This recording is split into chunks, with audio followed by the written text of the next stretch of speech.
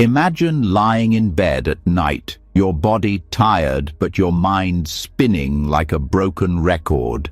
Thoughts keep coming, worries, regrets, plans, what-ifs, and no matter how much you toss and turn, sleep feels far away.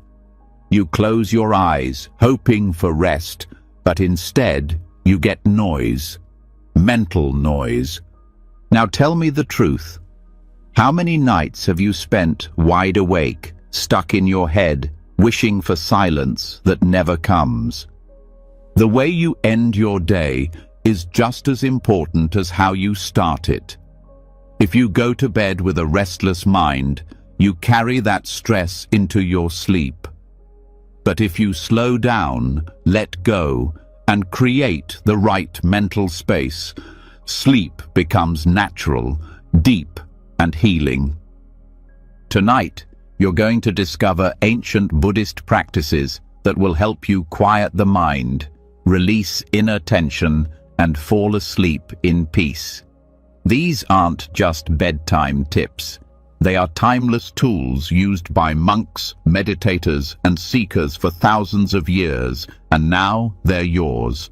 So get ready. Because after this video, your nights and your inner world will never be the same again. Before we begin, I want you to make a promise to yourself. Write in the comments. Starting tonight, I choose peace. I choose silence. I am calm. You're not just writing words, you're sending a message to your mind, to your nervous system, to your heart. Enough noise, it's time for stillness. So go ahead, type it now, and let's begin this journey together. There's something deeply painful about lying in the dark with a busy mind. The world is quiet, yet your thoughts are louder than ever. The room is still, but your chest feels heavy. You want rest. You need peace. But somehow, you can't seem to cross that invisible threshold between wakefulness and sleep. You've done everything. Turned off your phone, adjusted your pillow, slowed your breath, and yet the noise remains. Why is it so hard to let go? Because the problem isn't just physical. It's not about your mattress or the position of your blanket. The real struggle is mental. It's the need for control, the craving for sleep itself, the fear of not falling asleep that builds pressure and keeps the mind restless. And here is where one of the deepest teachings in Buddhist psychology can help. Not by forcing sleep, but by shifting how we relate to it. The Abhidhamma, the detailed analysis of the mind found in early Buddhist texts, offers a unique tool called Upekkha Paccaya, a mental condition rooted in equanimity. This is not the kind of equanimity that means apathy or detachment in a cold sense. It's the gentle, balanced awareness that allows the mind to stay calm without clinging. It doesn't push anything away, and it doesn't hold anything tightly. It is the quiet confidence that things will unfold as they should, without the need for force. Equanimity is not just an emotion. In the Abhidhamma, it is a mental factor that serves as a condition, a foundation that supports other wholesome mental states. It works like healthy soil. You don't see it when looking at the flower, but without it, the flower wouldn't grow. In the context of sleep, Upekkha Paccaya means creating mental conditions that are free from the push and pull of craving and aversion, the very forces that disturb sleep the most. When people lie awake at night, they are usually caught in some form of struggle. They crave rest. They fear being tired tomorrow. They resist the presence of thought. They long for silence and hate the noise. Every one of these reactions is a condition for more agitation. Even the simple thought, "I hope I fall asleep soon," is a subtle form of grasping. It is a seed of tension. The harder you want sleep, the more you resist the present moment, and the less sleep comes. Equanimity changes the entire game. Instead of trying to fall asleep, you learn to simply be. You replace striving with awareness, urgency with patience, grasping with letting go. And in doing so, you create a mental space where sleep can happen naturally. Not because you forced it, but because nothing is standing in its way. This is not about technique. It's about your inner attitude. Upekkha helps develop a mindset that says, even if I don't sleep right away, I'm okay. Even if my mind is active, I don't have to fight it. I don't have to control everything. I can let this night unfold as it will without anxiety. But how is that possible? How do we stop ourselves from caring so much about whether or not we fall asleep? It starts with understanding that equanimity is built, not chosen in a single moment. In the Abhidhamma framework, mental conditions arise based on other mental conditions. That means equanimity won't just appear because we decide to feel calm. It arises because we create the right mental environment for it.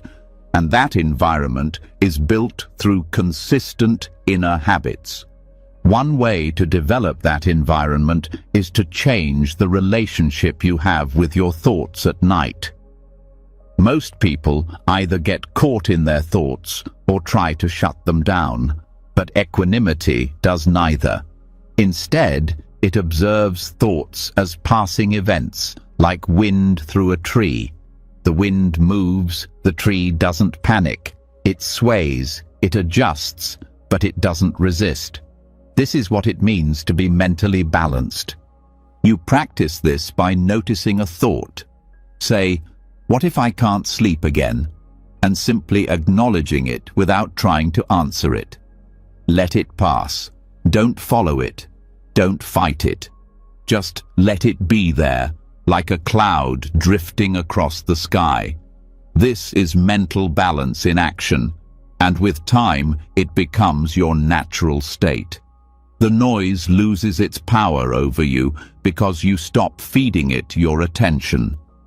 Equanimity also requires trust, not in a religious sense, but a deep confidence that the body knows how to rest. Sleep is not something you do. It's something that happens when the right conditions are present. Think of it like floating. If you try to float by thrashing around, you sink.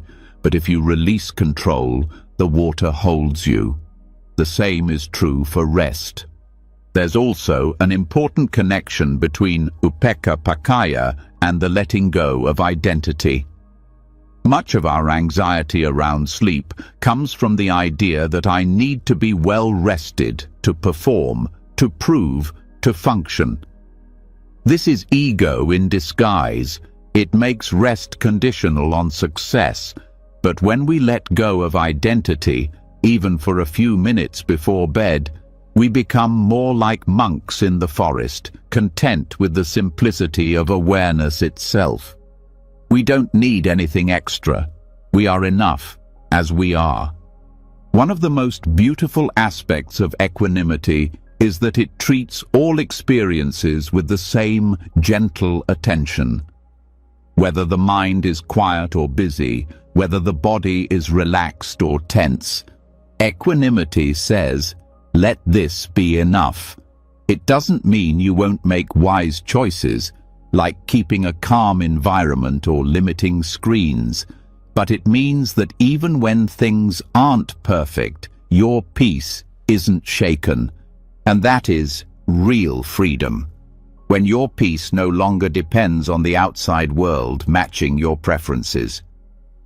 To apply this before bed, begin by taking a few quiet breaths and softly reminding yourself, I don't need to control this night. I just need to let it happen. Let this sentence be your mantra. Not something to chant with effort, but a gentle internal message that your nervous system can understand. Repeat it when the thoughts rise. Whisper it mentally when doubt appears.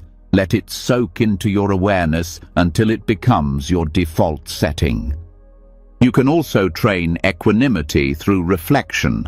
As you lie in bed, think back to your day. Notice the highs and lows. Then try to view them all with the same balanced mind. That was good.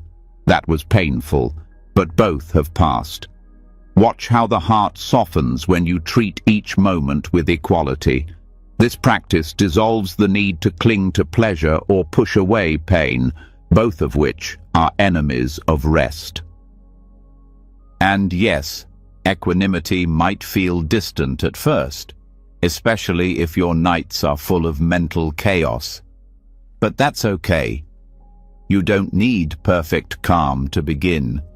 You only need the willingness to stay, to observe, and to release control. Over time, your mind learns that it's safe to settle.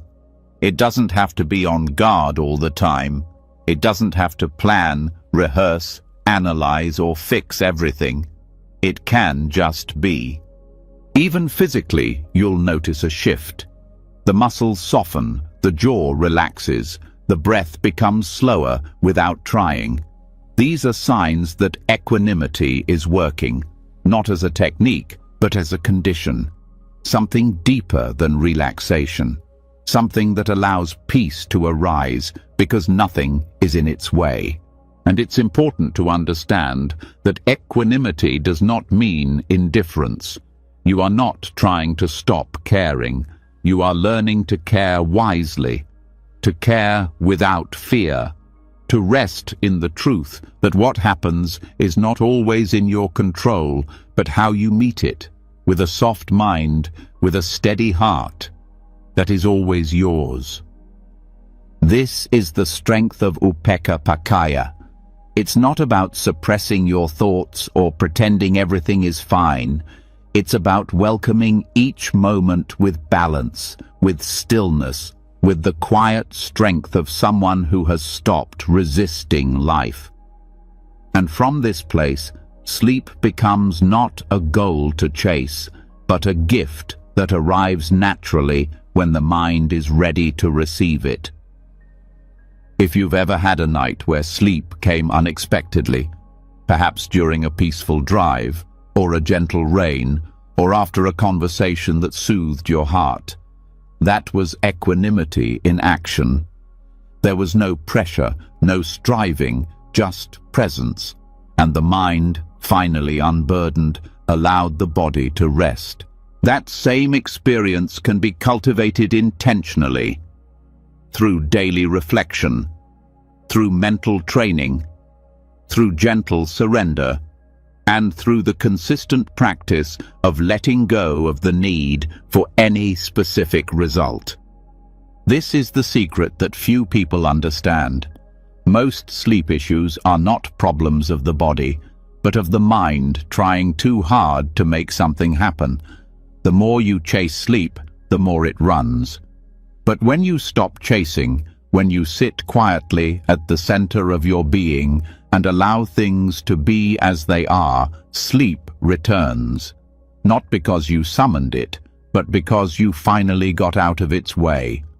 So tonight, try something different. Not another breathing trick, not another sleep app. Just this. Rest in the knowing that you are not in charge of everything. You don't have to hold it all together. You don't have to earn peace. You only have to allow it. Breathe softly. Let the thoughts float past like birds in a sky too wide to hold them.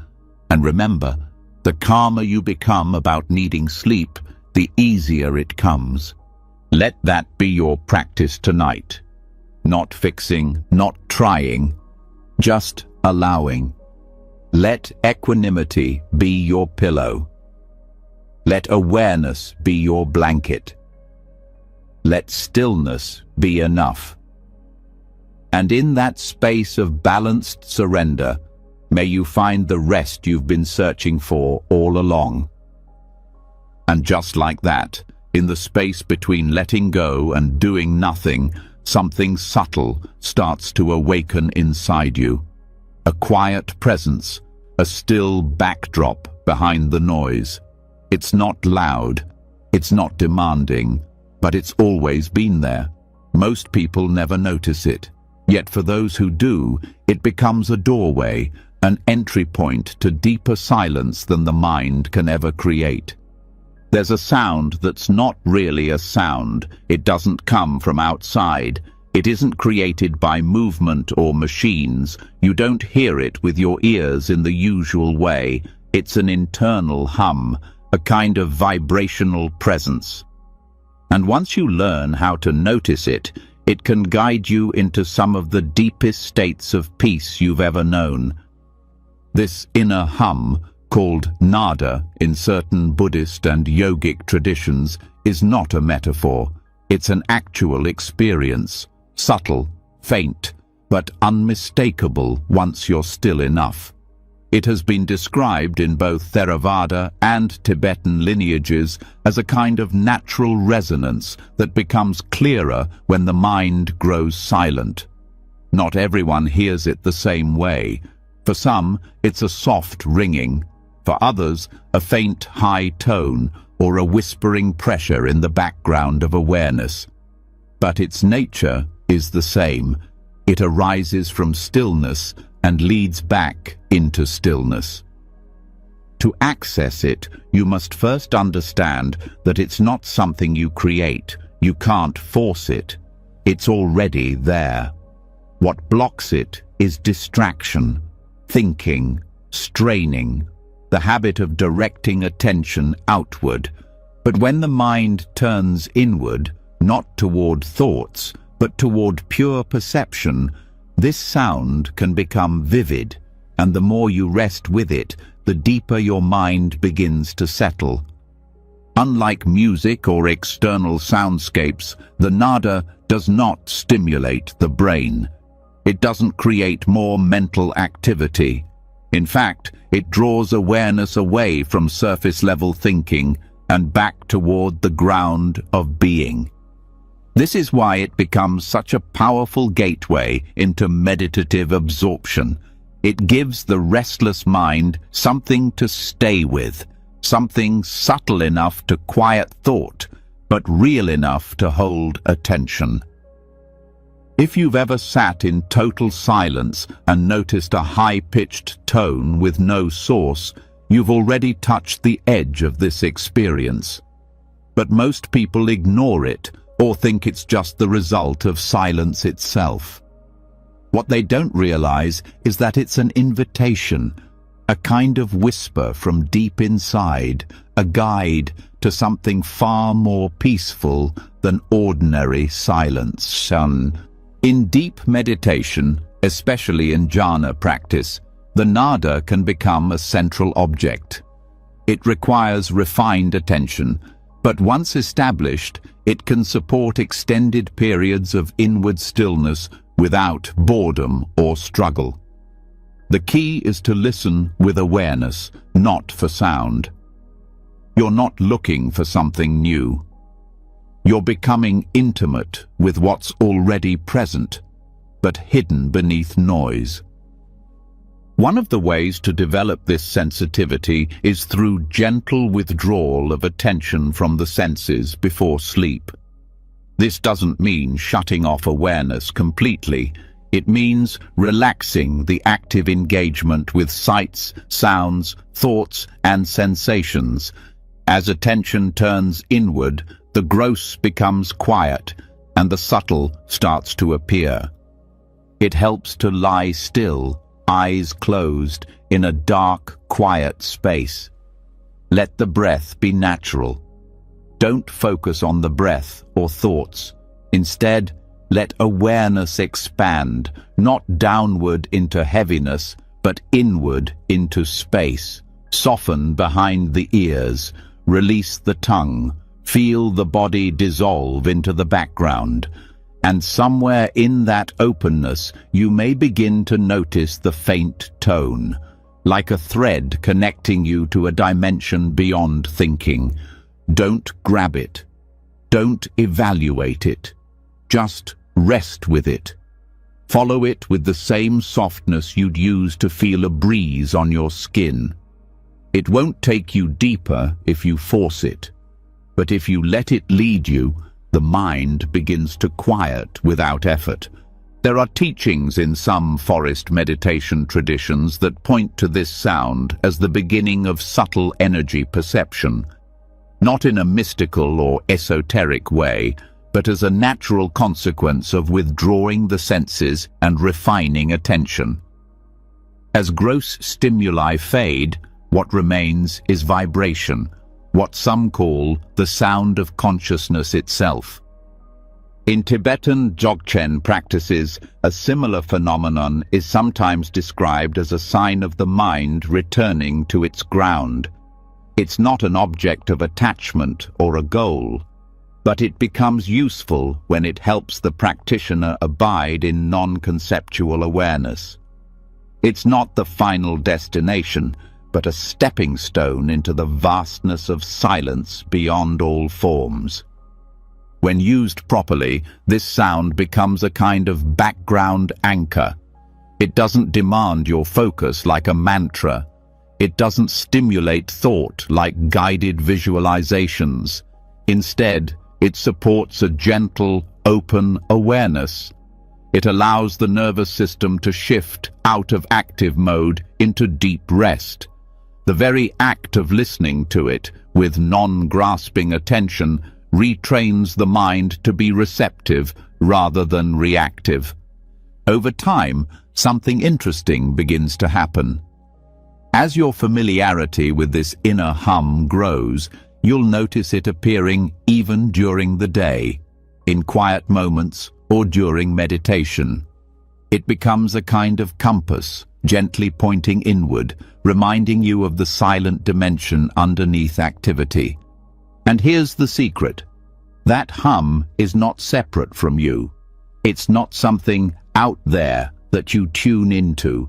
It is a reflection of your own presence, your own stillness, resonating in a way that the senses can faintly recognize, the sound of your being.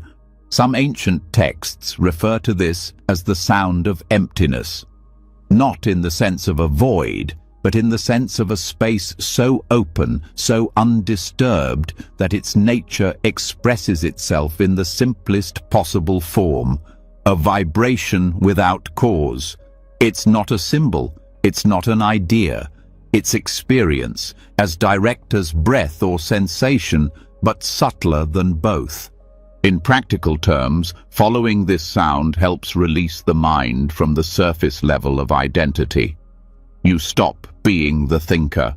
You stop being the one who's trying to sleep, trying to meditate, trying to understand.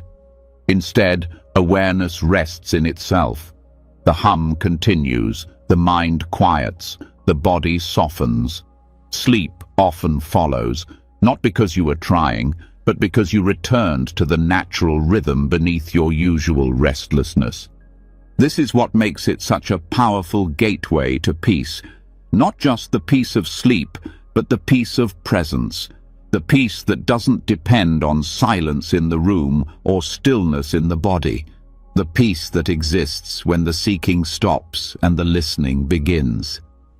If you find the sound hard to notice at first, don't worry.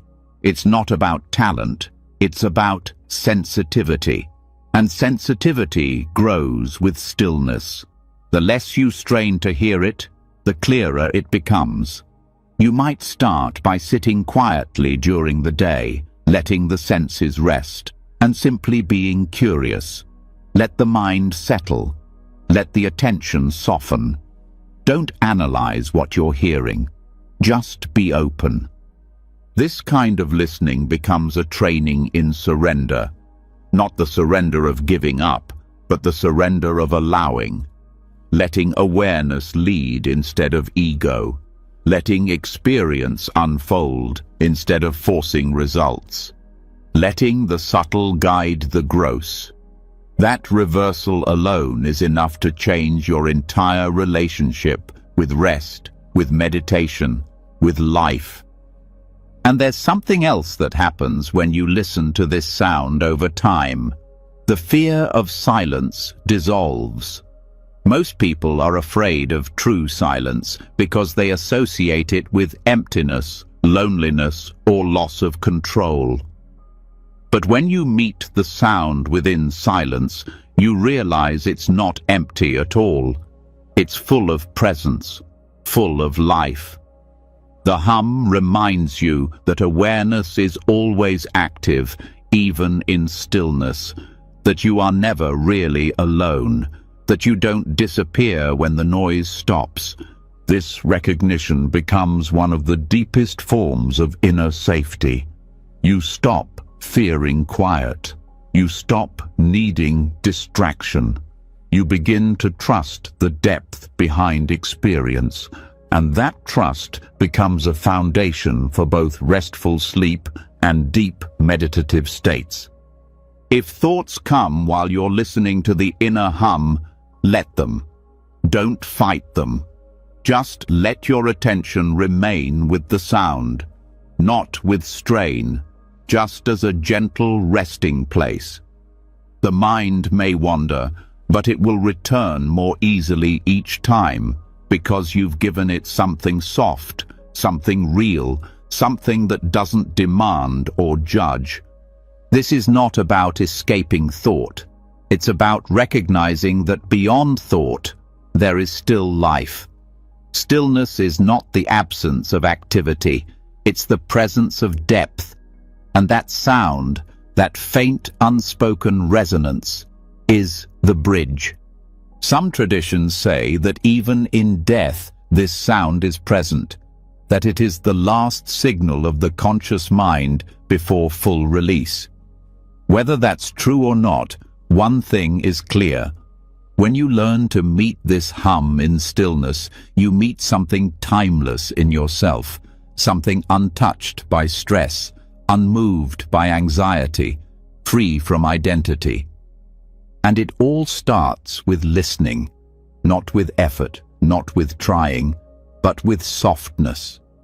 A kind of sacred curiosity that opens the door to deeper rest. So tonight, as you lie in bed, don't chase sleep. Don't chase peace. Just listen. Let your attention rest behind your ears. Let the body melt into the sheets. Let the mind become wide and still. And if the sound arises, stay with it. If it doesn't, stay open. It's not about results. It's about returning, again and again, to that silent center where nothing needs to be different. This is your home. This is your refuge. This is the sound of stillness, waiting patiently to be heard. At some point, even the subtle sound within the silence fades into the background. What's left is a stillness so deep it begins to show you what's truly been beneath the noise all along. And sometimes that quiet reveals something uncomfortable, something your mind has been hiding under layers of distraction and thought. Because when the external noise fades, the deeper unrest often surfaces. And that unrest, if followed gently, can lead you to the root of your suffering. This is not a new problem. For thousands of years, Buddhist teachings have shown that suffering isn't just the result of external events. It's a chain reaction, a series of inner causes and effects that unfold in the mind every moment. If we follow that chain backward, if we trace it carefully, without fear, we begin to understand not only why we suffer, but how to stop feeding it. That's where the contemplation of paticca samuppada, or dependent origination, becomes one of the most powerful tools for inner freedom.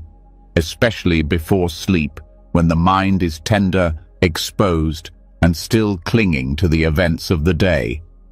This is the moment when reflection can go deeper than words, when you are no longer thinking with logic, but feeling with awareness. The traditional sequence of dependent origination explains how suffering arises step by step. It begins with ignorance and unfolds into volitional formations, consciousness, name and form, and so on, eventually leading to craving, clinging, becoming, birth, and finally, aging, death, and suffering. But tonight, the path doesn't move forward. Tonight, we go backward. Starting from the restlessness you feel, whether it's anxiety, dissatisfaction, regret, or the subtle tension that blocks your sleep, you begin tracing it to its source, not to solve it, not to fix it, but to see it clearly, because when seen fully, suffering begins to unravel. You begin with the discomfort, not the symptoms like tiredness or tension, but the mental unease. Maybe there's fear about tomorrow, maybe regret about something said, or maybe it's just the low hum of dissatisfaction, that sense that something is missing or out of place. That's the doorway. You don't need to label it, just feel it without turning away. Then look closer. Beneath that discomfort is always some form of craving, a desire for something to be different. Maybe you want peace. Maybe you want validation. Maybe you want rest, or control, or love. Even the wish to fall asleep now, though it seems innocent, is a form of craving. You're grasping, wanting to escape this moment. And the wanting itself is creating more unrest. Craving is not evil, it's natural, but it binds the mind in a loop. It makes rest feel impossible because the mind is chasing something that doesn't exist yet. When you notice the craving, not to judge it, but to understand it, you begin to loosen its grip. Craving leads to clinging, and that clinging is like a hand wrapped around a hot stone. You think it will comfort you, but it only burns. So you look again. What are you clinging to? An identity? An outcome? A belief that sleep should come now, or else the day ahead is ruined? Are you attached to an idea of control? The more subtle the clinging, the more invisible it becomes. But with patience, you'll see it. You'll feel where the mind tightens. And that tightening reveals the next link. Becoming. Becoming is the mental process of constructing a self. In that moment before sleep, becoming shows up as inner narratives. I need this. I can't function tomorrow if I don't rest. I'm the kind of person who overthinks. These are more than thoughts. They are identities. They are self-creations. And once the mind believes in them, it acts them out. But the self you create in your mind is never stable. It's built on shifting thoughts and moods. So becoming leads to birth. Not physical birth, but the birth of new reactions, new habits, new emotional patterns. And with every new mental birth, the cycle of suffering restarts. Aging, decay, disappointment, and the death of each moment's peace. And still, we go deeper. Behind becoming, you find the subtle push of volitional formations. These are mental habits, not just the thoughts themselves, but the force behind them, the energy that moves you to think, to want, to react, like the unseen current beneath a wave. These are not easy to catch. They often operate before thought appears. But when you sit quietly and observe the mind's momentum, you begin to feel them. The urge to distract, the push to plan, the tension before a thought takes form. That momentum is built over years. It's shaped by memory, by repetition, by unconscious beliefs. It moves fast, but you don't need to stop it. You just need to see it. Once it's seen, it begins to lose power, because all these formations arise from a deeper condition: ignorance. Ignorance in Buddhism doesn't mean stupidity. It means not seeing clearly, not seeing things as they are.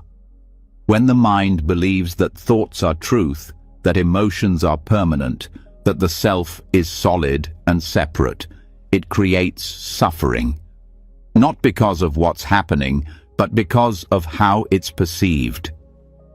Before sleep, this ignorance takes many forms. Believing that you are your thoughts, believing that sleep is something to be controlled, believing that discomfort is a problem. But when you begin to see through this fog, the mind quiets. Because ignorance can't survive clear awareness. This is the power of backward contemplation. You don't stop at the surface. You don't treat the symptoms. You trace the pattern back to its origin, not to blame yourself, not to analyze, but to release. Each layer you uncover becomes lighter. Each insight becomes a letting go, and eventually there's nothing left to hold on to. Just presence. And here's what's extraordinary. You can do all of this without needing to think. This contemplation is not intellectual, it's experiential. You feel it. You sense the link between discomfort and craving. You notice how clinging pulls you out of stillness.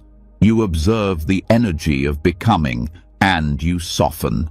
You don't need to know every detail of the 12 links. You don't need to memorize Pali terms or study theory. The point is not knowledge, it's freedom.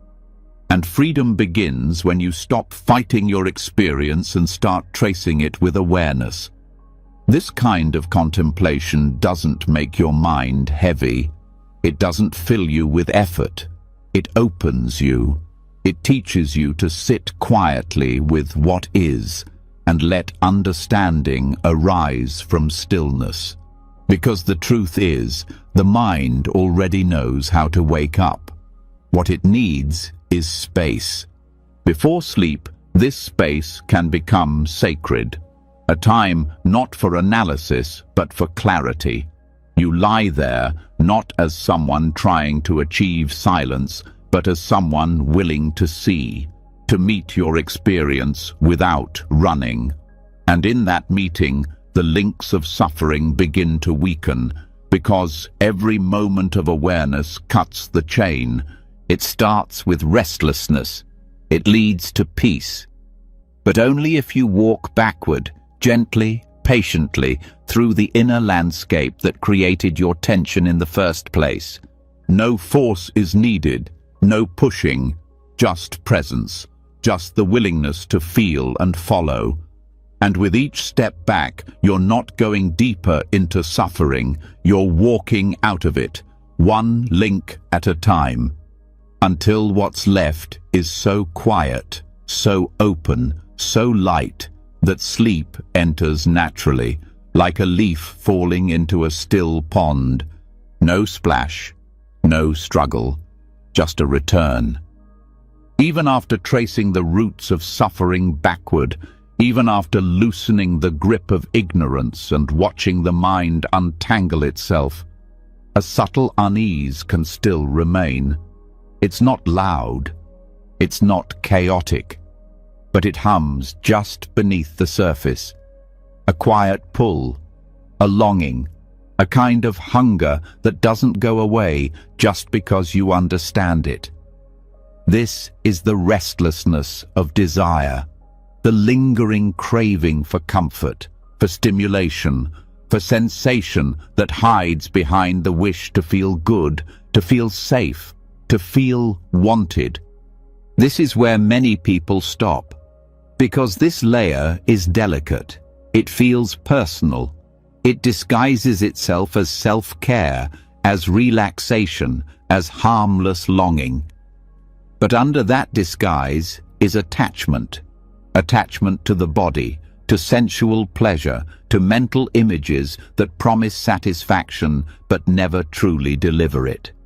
When you lie in bed and the mind drifts toward fantasy or craving or subtle desire for pleasure or escape, that's this layer. And unless it's seen clearly, it keeps the heart tied down and the mind too stirred to rest. There is a practice, unusual even in most Buddhist circles, that meets this craving directly. It doesn't fight it, it doesn't shame it, but it reveals the truth beneath it. This practice is called Asubha Bhavana, the meditation on impurity. Not impurity in a moral sense, but impurity as a way of seeing through illusion. It's the clear seeing of the body, not as something to grasp or decorate or cling to, but as a process, changing, fragile, and not worthy of fixation.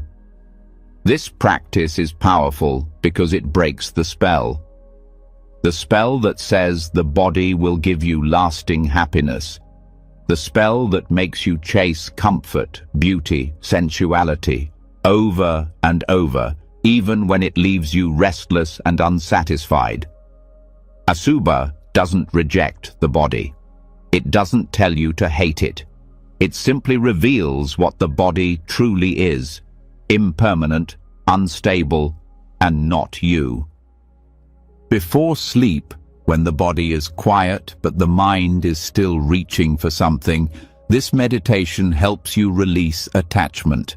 It strips away the false promises that desire keeps whispering. You begin to see that the craving for pleasure, even subtle, even innocent, is a form of agitation. It's movement, it's reaching, and anything that reaches cannot rest. To begin, this practice invites you to reflect deeply on the reality of the body, not its appearance, not its function, but its composition: skin, flesh, blood, bones, organs. The body, seen clearly, is not a temple of beauty. It's a living machine, always changing, decaying, shifting in ways we cannot control. Its fluids, its odors, its constant need for maintenance, none of these things are bad, but none of them support the fantasy of perfection that desire builds. This contemplation is not meant to disgust you, it is meant to free you. Because when you see the body for what it is, not better, not worse, just true, the obsession drops. You no longer need to feed the fantasy. You no longer need to chase the dream, and in that release, rest becomes possible. For those caught in cycles of mental imagery before bed, replaying interactions, imagining better outcomes, fantasizing about closeness or control, Asubha Bhavana becomes a mirror.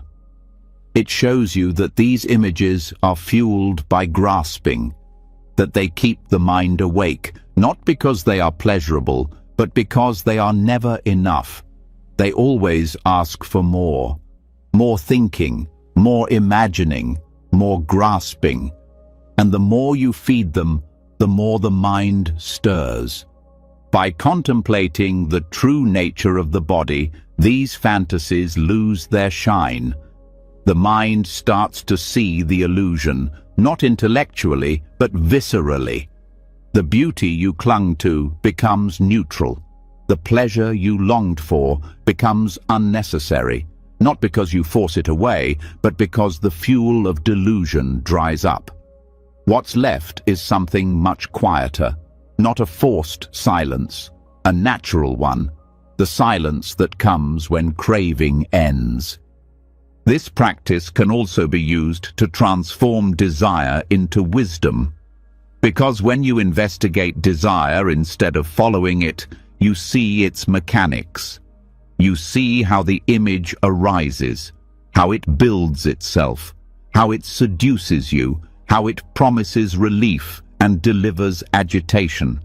And in that insight, a different kind of clarity appears. You stop running.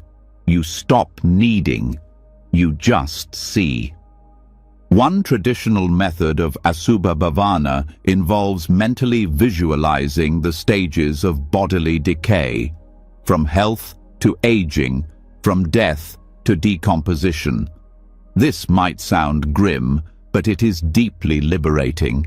It teaches the mind to release its clinging, not through fear, but through understanding. It shows that the body cannot be held onto, that it is not a reliable refuge, and when the mind stops trying to possess it, the heart softens. In daily life, this practice might seem unnecessary or extreme. But at night, when desire is subtle and disguised, it becomes essential. Because the craving that keeps you awake is often not about sleep. It's about wanting to be held, wanting to be seen, wanting something more. And all of it, beneath the surface, is tied to the illusion of form. When you see through form, when you stop believing that the body is pleasure, you are no longer held hostage by desire. You become free to rest, not because you got what you wanted, but because you no longer need anything to be different. This freedom is gentle. It doesn't remove joy, it deepens it. It opens space for a joy not dependent on the senses. A peace that's not built on stimulation. It's not dry, it's not cold. It's quiet, yes, but full of dignity.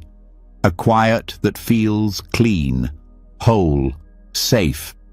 This kind of peace leads naturally into sleep, because there's nothing left to chase. The mind isn't reaching, the heart isn't pulling. The breath flows without tension. The body rests in its truth. And the mind no longer needs to pretend. You can also use this practice to release attachment to the identity built around the body. So much restlessness comes not just from desire for others, but from desire about ourselves, wanting to look a certain way, wanting to feel strong, youthful, attractive, even wanting to be healthy while natural can become a form of clinging. Asubha Bhavana shows the body as it is, neutral, impermanent, not self. And this view dissolves the pressure to be something, to become something, to maintain an image. This pressure, subtle, constant, is exhausting. It whispers every night, "Did I do enough? Do I look okay? Am I worthy?" But when you see the body clearly, you stop playing that game. You stop performing. You don't need to earn rest. You simply rest. Because you are no longer driven by a self-image. You are simply here. Asubha Bhavana also reveals a powerful truth about value. We often think beauty equals worth, that pleasure equals happiness. But that's not true. Beauty fades, pleasure passes. They can't hold peace. And when the heart finally sees this, it stops looking for refuge in fragile places.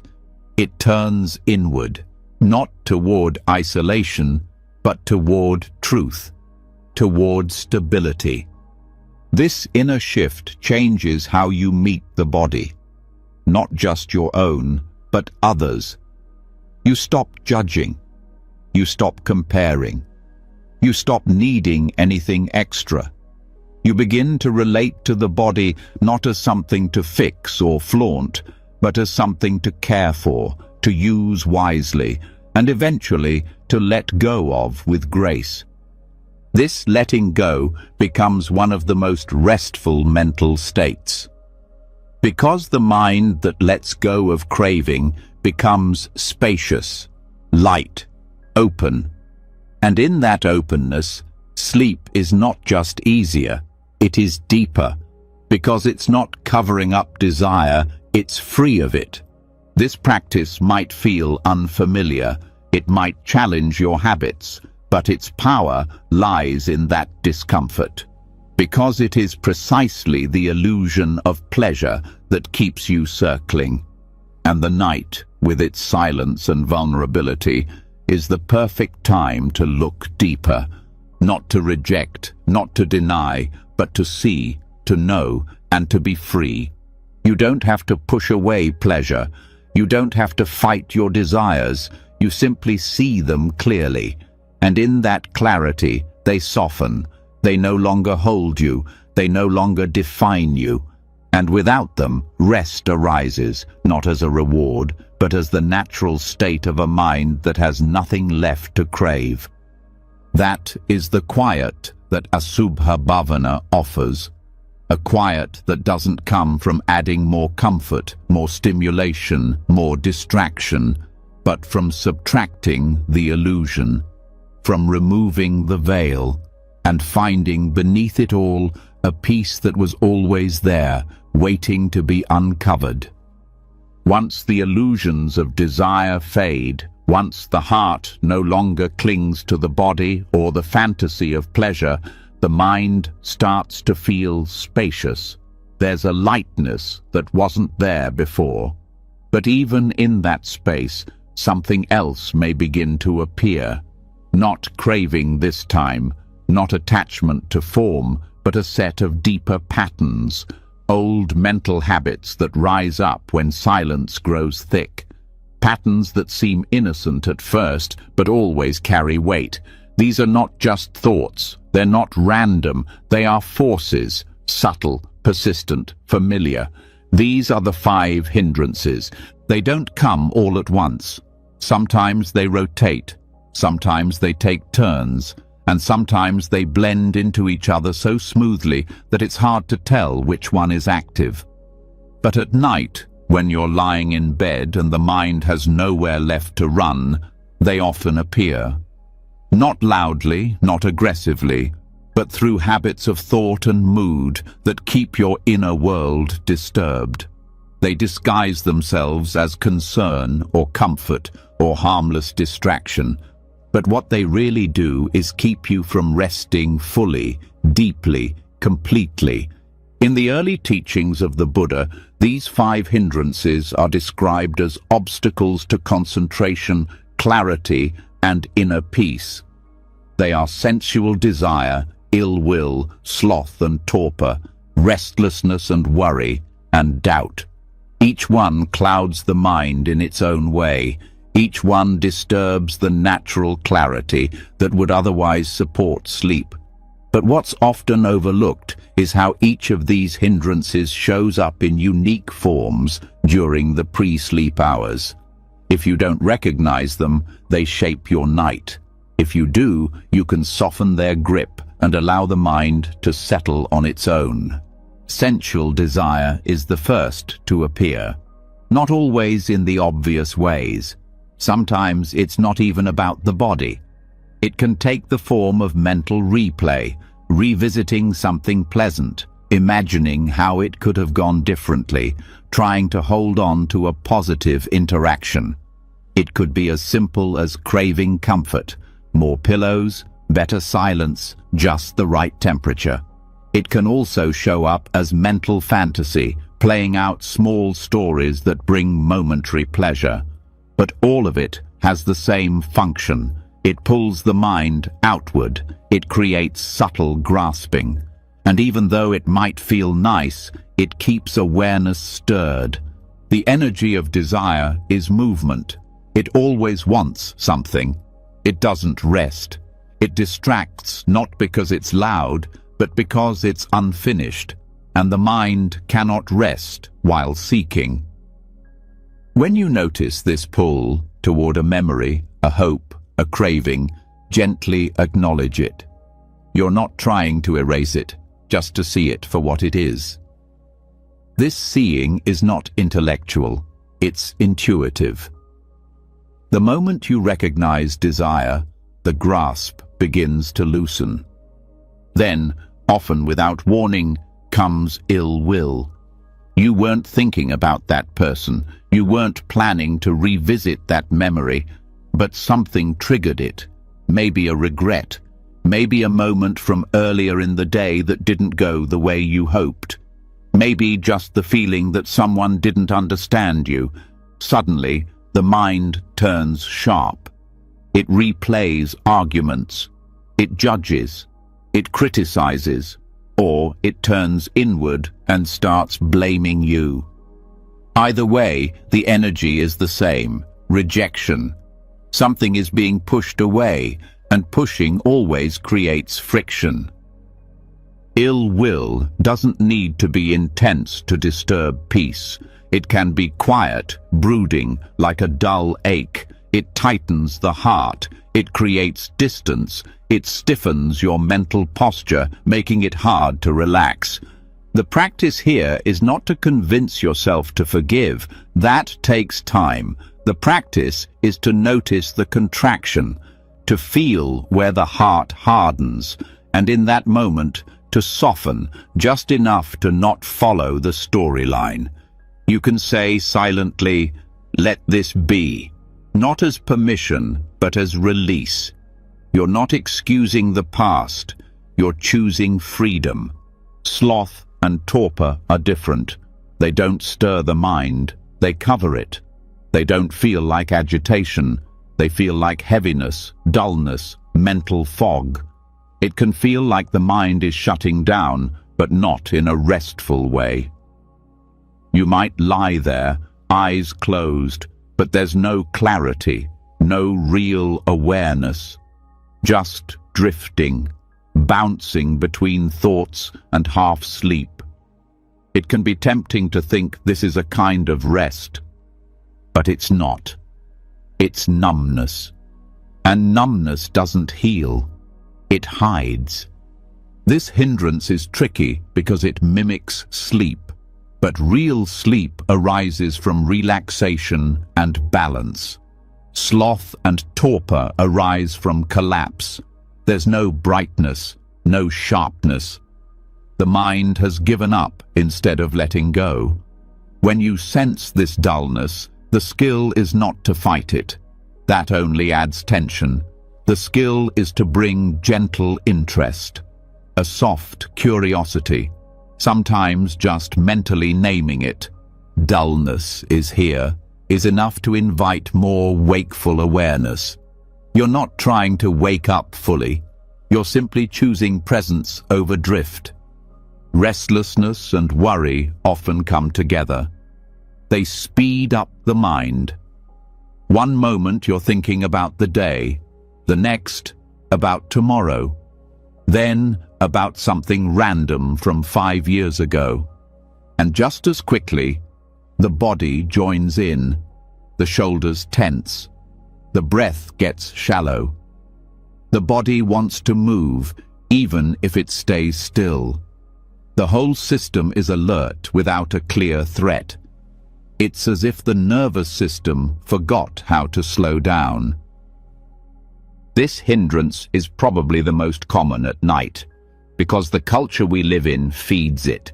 Information overload, endless tasks, constant stimulation. By bedtime, the momentum is still running. You might be lying down, but mentally you're still sprinting. To meet this, the mind must learn to feel its own speed, not by force, but by noticing. You can say inwardly, "It's okay to stop now." That voice matters. That message matters. Because restlessness is often a defense. It's a way to avoid feeling something quieter underneath. When you allow the restlessness without feeding it, it starts to burn out. And then, in the silence that follows, doubt can arise. Not just spiritual doubt, but doubt in your own path. Doubt in your ability to rest. Doubt in the process. Thoughts like, will I ever sleep well again? Am I doing this right? Maybe I should just get up and do something. Doubt is subtle. It doesn't always sound like fear. Sometimes it sounds like logic, but its function is the same. It pulls you out of presence. It disconnects you from direct experience and traps you in evaluation. The danger of doubt is not that it questions, it's that it replaces seeing with thinking. Instead of being with your breath, you're analyzing your breath. Instead of feeling your body, you're wondering if the posture is correct. And the energy of wondering becomes the new distraction. Doubt cannot be resolved by answers. It is resolved by confidence in awareness itself, by gently returning to the now, even when the questions are loud. You don't need to solve them. You just need to be here. These 5 hindrances aren't flaws. They're not personal. They are ancient forces arising in all human minds. They are conditions, not choices. But when seen clearly, they lose their power. Each one disturbs sleep in its own way. Desire creates movement. Ill will creates tension. Sloth dulls awareness. Restlessness agitates. Doubt disconnects. But the root of all 5 is the same, a resistance to what is. When resistance drops, presence returns, and presence is the ground from which real rest can grow. The work isn't to force sleep. The work is to notice what's in the way, not to fight it, not to suppress it, but to recognize it, understand it, and choose to stay gentle in the face of it.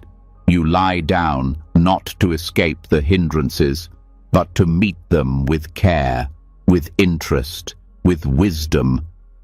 And slowly, as each one is seen, felt, and allowed to pass, the mind grows quiet, not through control, but through understanding. That kind of silence doesn't come from pushing thoughts away.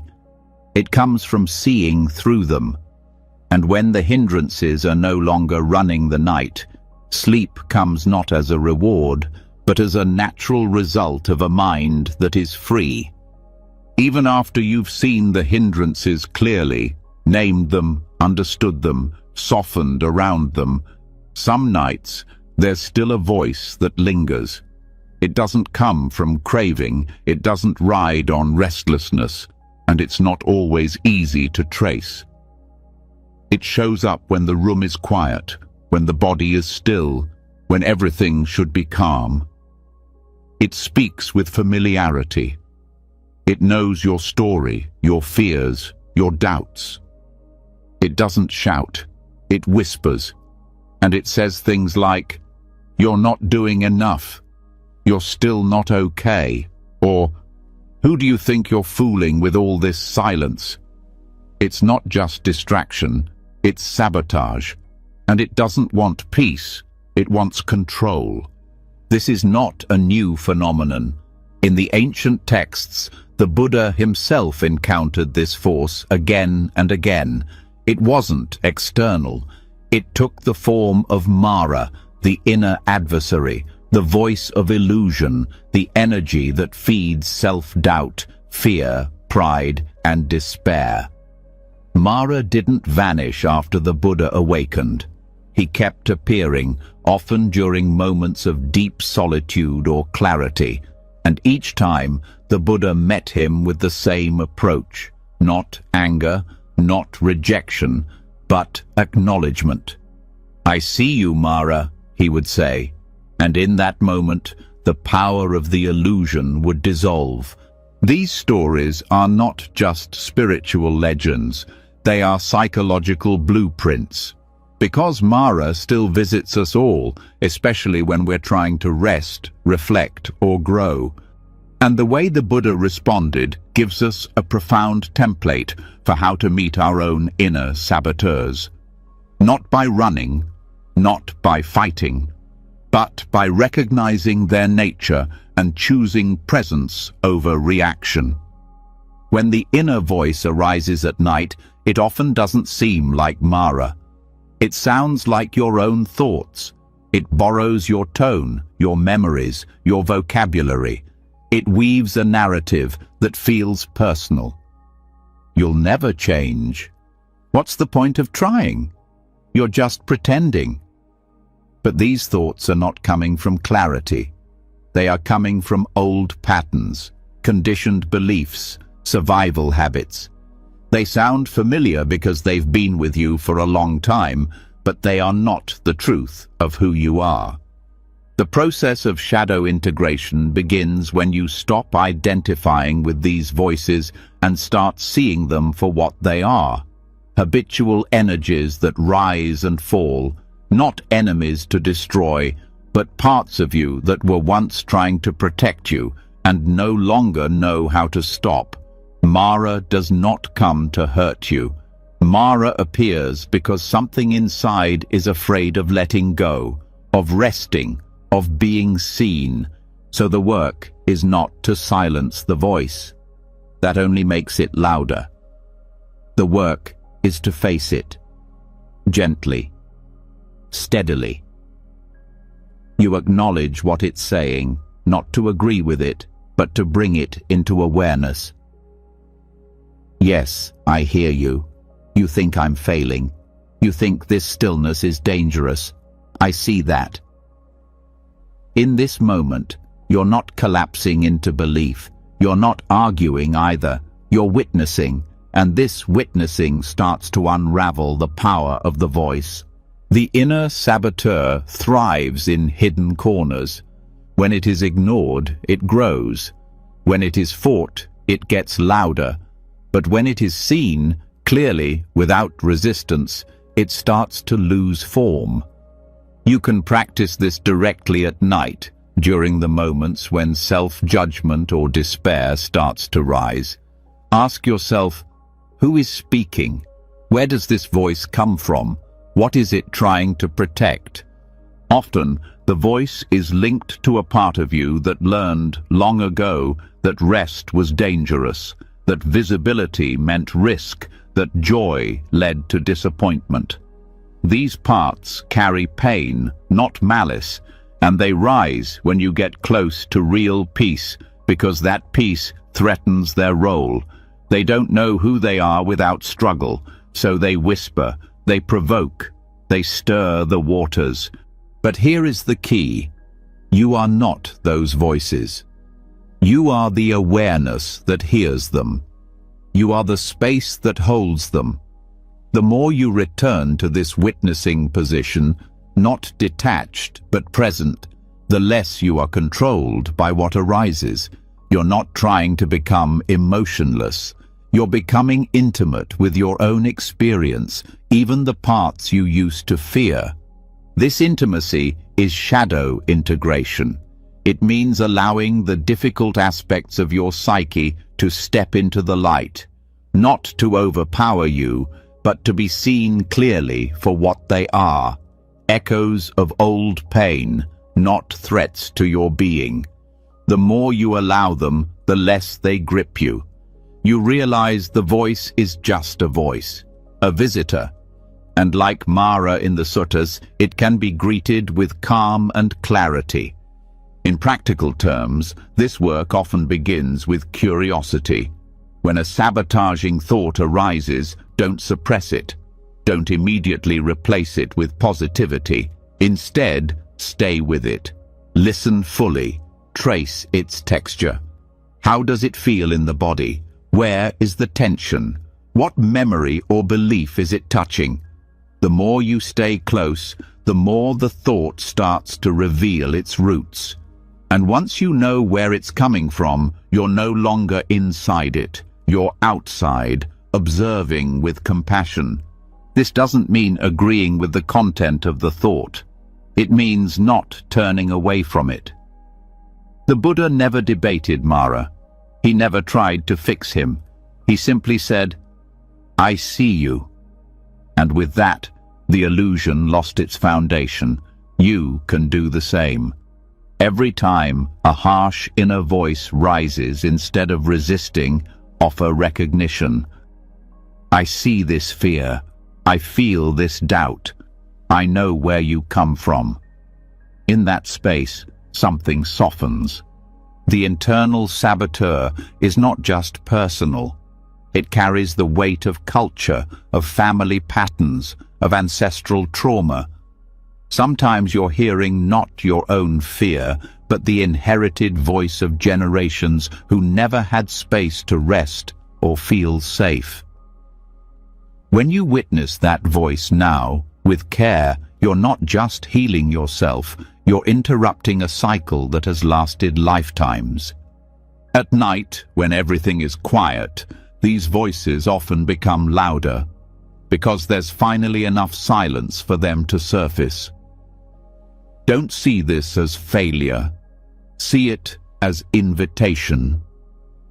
Each rising thought is a chance to meet yourself more fully, to bring awareness where there was once avoidance, to offer care instead of shame. And sometimes the saboteur voice doesn't speak in words. It speaks in urges. The sudden impulse to get up, to distract, to reach for the phone, to escape the present. These are also expressions of shadow, the part of you that doesn't yet feel safe in stillness. These impulses are not problems, they are signals. Listen. Ask gently, what are you afraid I'll feel if I stay still? And then stay. Breathe. Soften. You're not fixing, you're staying. Over time, this practice builds resilience. The voices don't stop, but they don't scare you. They don't shake you. You start to know them, and in knowing them, they lose their edge. They become background noise, familiar guests who no longer run the house. This is how the Buddha practiced, not with war, but with unwavering presence. He didn't try to destroy Mara. He outlasted him, with truth, with stillness, with the clarity that comes from knowing what is real. You can do the same.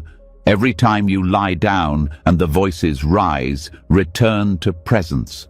Not as escape, but as refuge.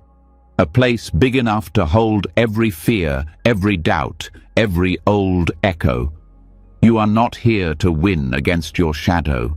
You are here to welcome it so that it can stop fighting. And one day, perhaps, the voice rises and you smile. Not because it's pleasant, but because you recognize it.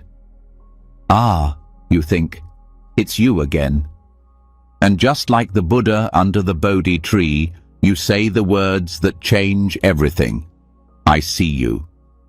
And in that seeing, sleep becomes not just possible, but natural. Because the struggle has ended, and what's left is just this moment, open and free. After meeting the inner saboteur with clarity, after learning to sit calmly with even the most painful parts of yourself, a different kind of awareness begins to develop. You start to notice that your mind moves through states that feel like entirely different worlds. 1 hour you feel hopeless, trapped in dark loops of despair. Later, a thought of pleasure pulls you into fantasy and you feel invincible, like nothing can touch you. Sometimes you're consumed with worry, acting from fear as if danger is close, even when everything is still. These shifts are not random. They are not just moods. They are mental realms, states of being that shape how you perceive everything. And you visit them every night. The Buddhist cosmology teaches of 31 realms of existence, ranging from the lowest hells to the highest formless states of sublime absorption. These are traditionally described as literal places where beings are reborn based on karma. But deeper reflection shows that they are not just future destinations. They are psychological landscapes. They are internal states that we inhabit moment to moment. And every night, when you lie in bed and the mind opens without external structure, you move through them without even realizing it. The lower realms are not punishment. They are mind states filled with suffering. When you find yourself stuck in fear, shame, hatred, or confusion, you're already there. The hell realms are present in the mind that burns with regret, that tortures itself with judgment, that cannot stop reliving pain. The heat is real, not from fire, but from mental friction. This is the realm of aversion taken to its extreme. There is no peace in this space. There is only tightness, resistance, and the illusion that escape is impossible. One of the most powerful ways to free yourself from this mental hell is through recognition. When you catch the tone of your thoughts, aggressive, punishing, relentless, you can pause. You can see it for what it is. Not reality, but a realm, a temporary place, not your identity, just where your mind landed. That recognition breaks the illusion of permanence. You are not stuck. You are passing through. The animal realm arises in different ways.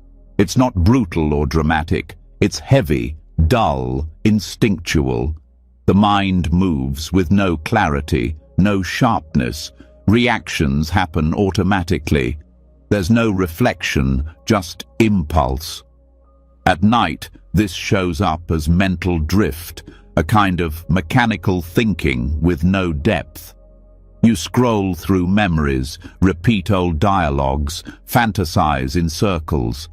It feels comfortable, but it's unconscious.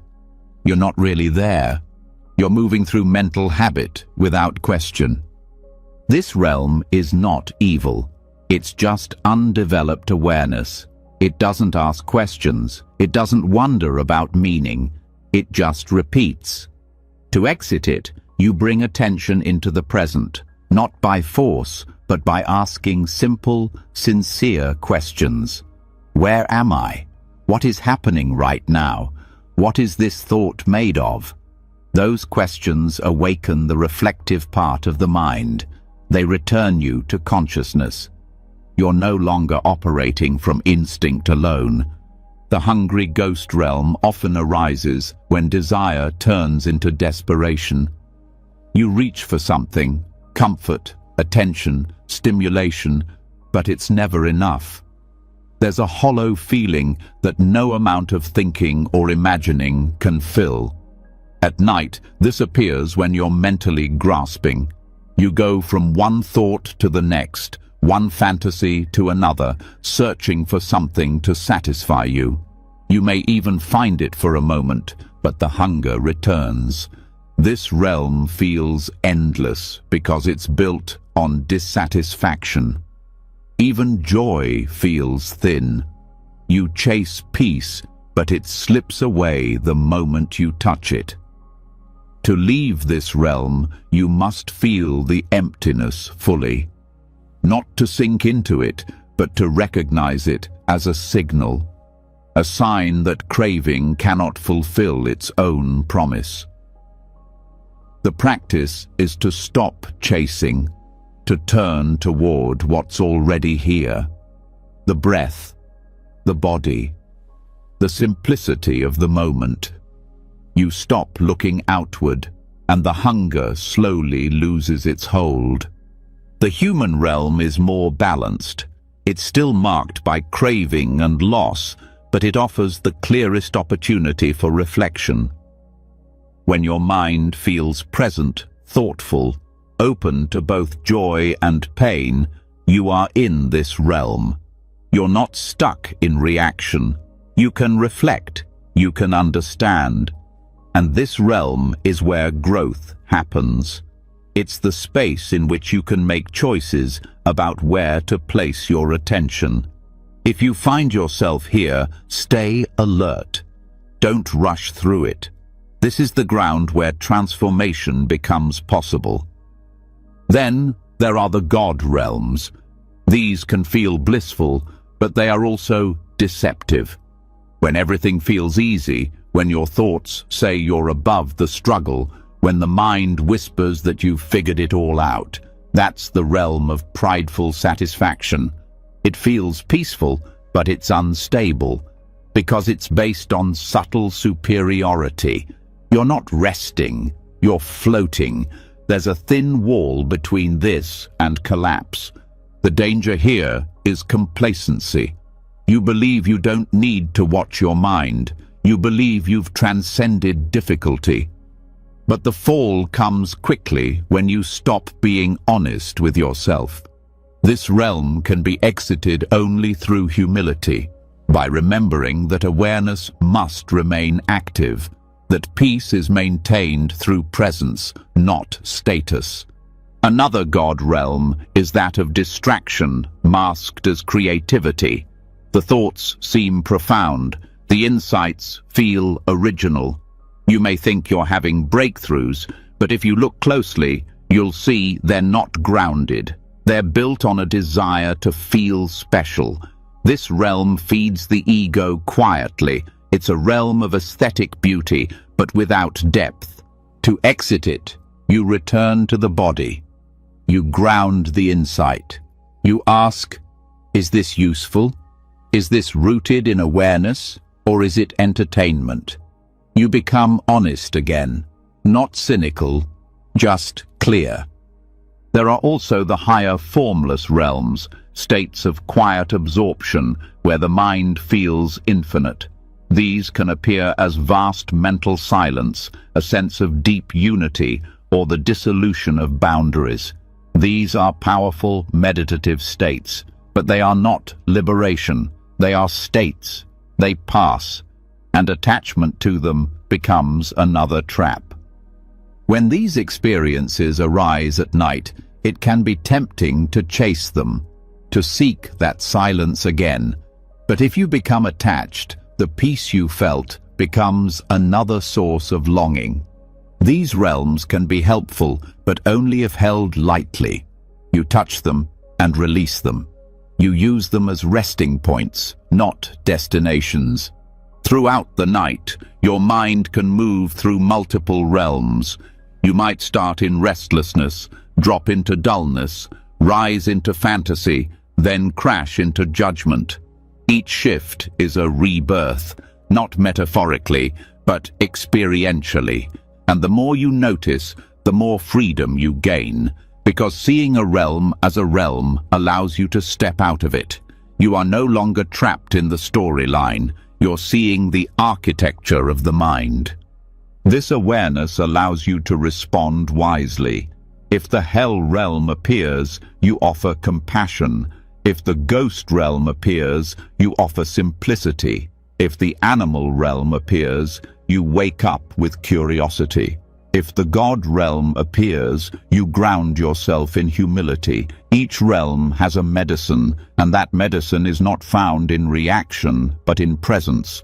The goal is not to avoid all these states. They are natural. They are part of the human experience.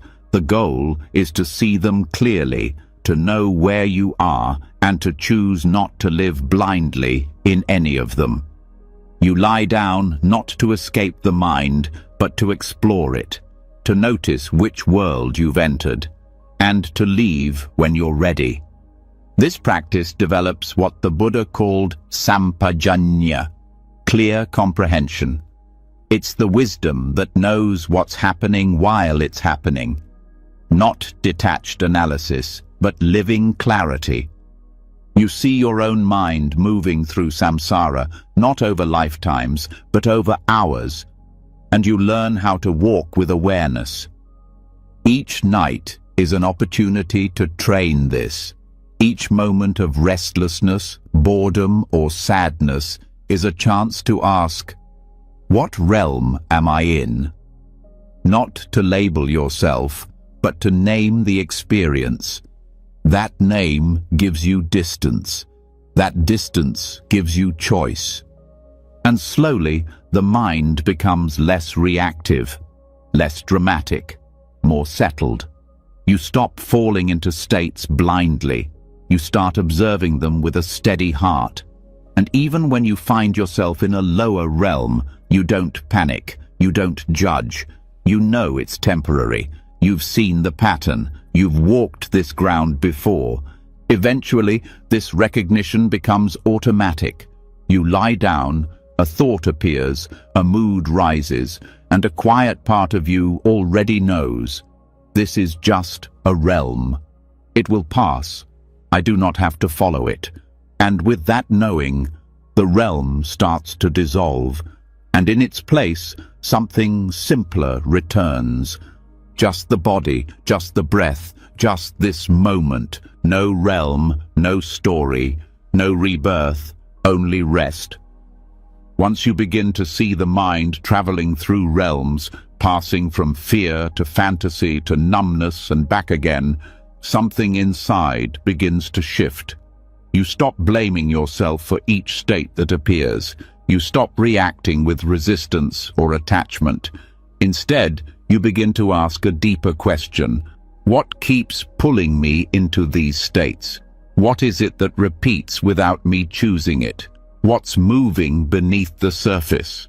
At this level, awareness begins to uncover what the Buddha called sankharas, mental formations. These are not just thoughts. They are the invisible forces that shape your patterns of thinking, reacting, feeling, and expecting. They move quickly, often unnoticed. They are conditioned tendencies formed by habit, memory, culture, and past experience, and they are constantly arising and passing away, silently shaping how your mind functions. At night, when all distractions fade, these formations become easier to detect. The day's activities no longer cover them. The body is still. The mind is exposed. That's when sankharas rise up most clearly, not as a single event, but as streams of reaction. A sensation arises, a thought follows, a memory is triggered, and suddenly you're in a mental movie with a full storyline before you've had a chance to choose. To work with these formations is not to analyze their content, but to notice their arising, their movement, and most importantly, their fading. The practice here is not to chase their meaning, but to observe their nature. You are watching impermanence in real time. You are training the mind to see how its own habits create experience. When you lie down and a familiar worry starts to form, don't fight it. Don't feed it. Just pause. Stay with it, not as the story, but as energy. What does it feel like as a sensation? Is it tight? Fast? Heavy? What mental voice comes with it? What does it want you to do? The key is to stay with the raw material of experience, not the storyline. As you do this, you'll notice something profound. If you don't follow the thought, if you don't add to it, the formation begins to weaken. You've interrupted the chain. Sankharas feed on attention. When they are not reinforced, they decay. Not instantly, but steadily, like a fire burning out when no more wood is added. This is not suppression. You're not trying to make them disappear. You're observing them naturally dissolve. And this teaches you something powerful. You don't have to fix your thoughts. You don't have to argue with them. You only need to stop feeding them. You need to watch them end. Some formations are strong. They've been repeated for years. You'll notice they come with urgency. You'll feel a pull to react. This is not a failure. It's a sign of deep conditioning. But even these strong sankharas follow the same law. If not fed, they fade. If not clung to, they weaken. The more often you meet them with awareness, the less control they have over you. This process brings deep peace because you start to realize that much of your inner turmoil is not caused by external reality, but by internal formations repeating themselves.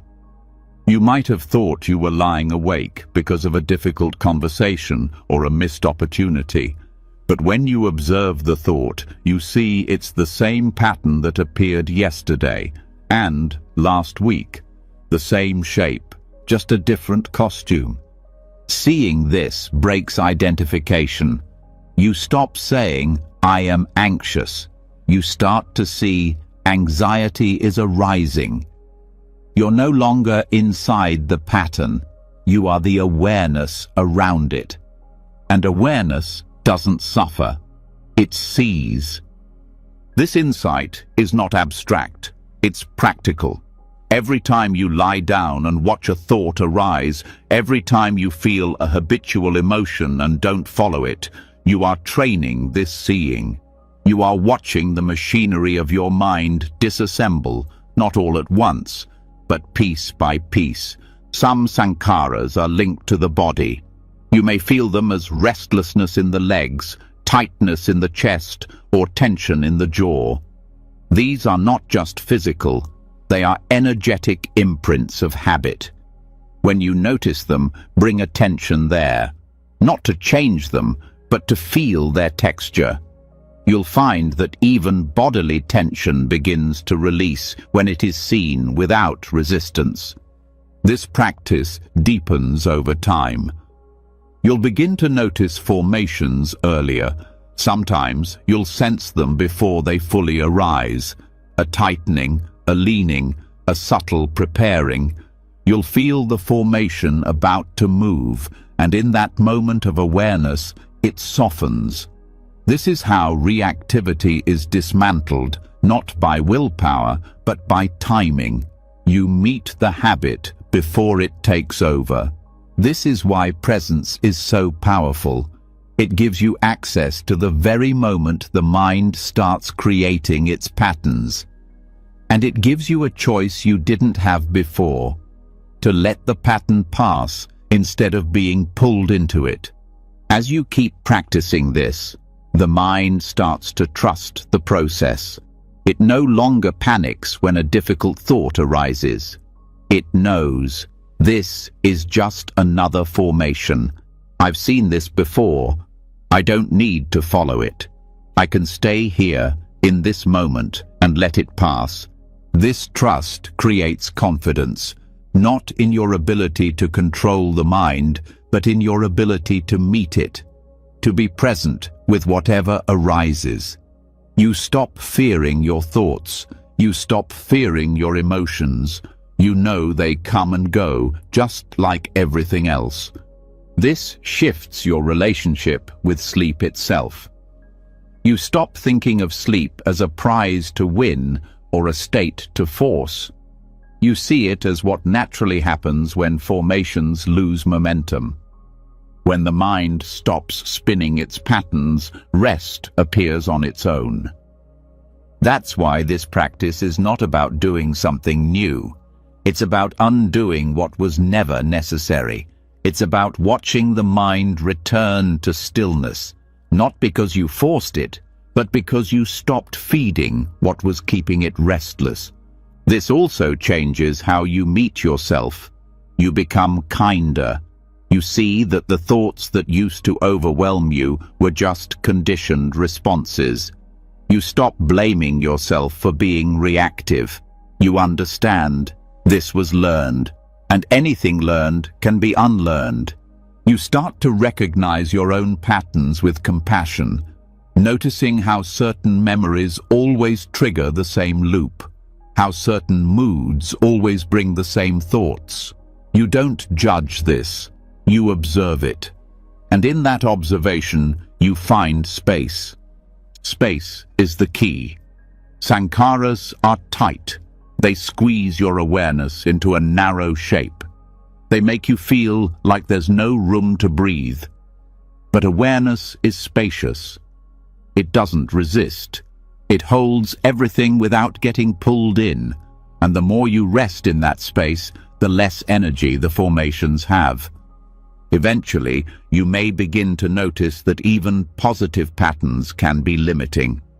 Replaying victories, clinging to helpful labels, needing certain conditions to feel good. These too are sankharas, and even though they feel pleasant, they still bind the mind, because they create dependence.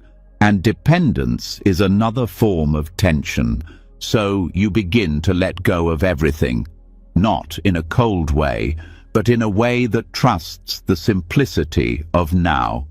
You learn to rest without decoration, without needing anything to be added or removed. This rest is not sleep yet, but it's the condition that allows sleep to come.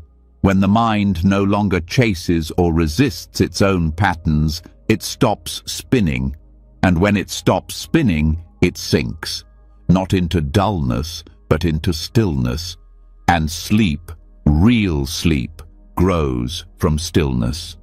Not from effort, not from fixing, but from the gentle unraveling of what no longer needs to be held. The habitual thoughts will still come. The emotional patterns may still rise, but now they have no grip. You've seen them begin and end too many times to believe in their permanence. And this seeing, that deep, honest seeing, is what finally sets you free. As you begin to see how mental patterns form, rise, and dissolve, a new kind of sensitivity develops. Your awareness sharpens. You notice the mind's momentum before it takes hold. You start sensing how easily the smallest impression, a word, a glance, a tone, a vibration, can set a whole wave of thought into motion. You begin to see clearly that the mind doesn't spin in isolation. It's constantly responding to what enters it. And most of that input comes through the 6 sense doors: the eyes, ears, nose, tongue, body, and mind itself. They don't just receive information, they shape your inner world. In Buddhist teaching, this process is not passive, it's not neutral. The senses do not simply reflect what's out there, they condition what arises in the mind. A single image can stir desire, a sound can awaken memory, a subtle fragrance can bring back a forgotten pain. The taste of something sweet can lead to craving. A bodily sensation can trigger fear. Even a quiet thought can ripple into a storm of judgment or fantasy. Every input becomes a seed for either clarity or confusion.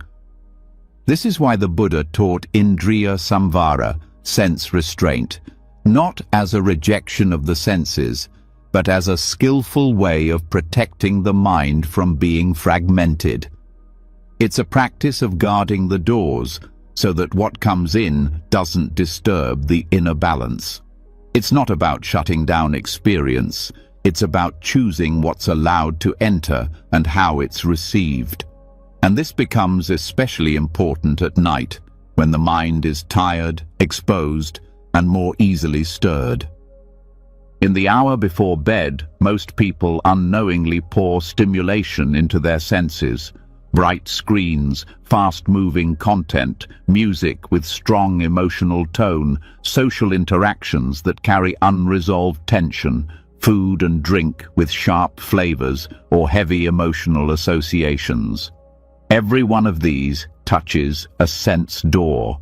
Every one of these opens the gate for more mental activity.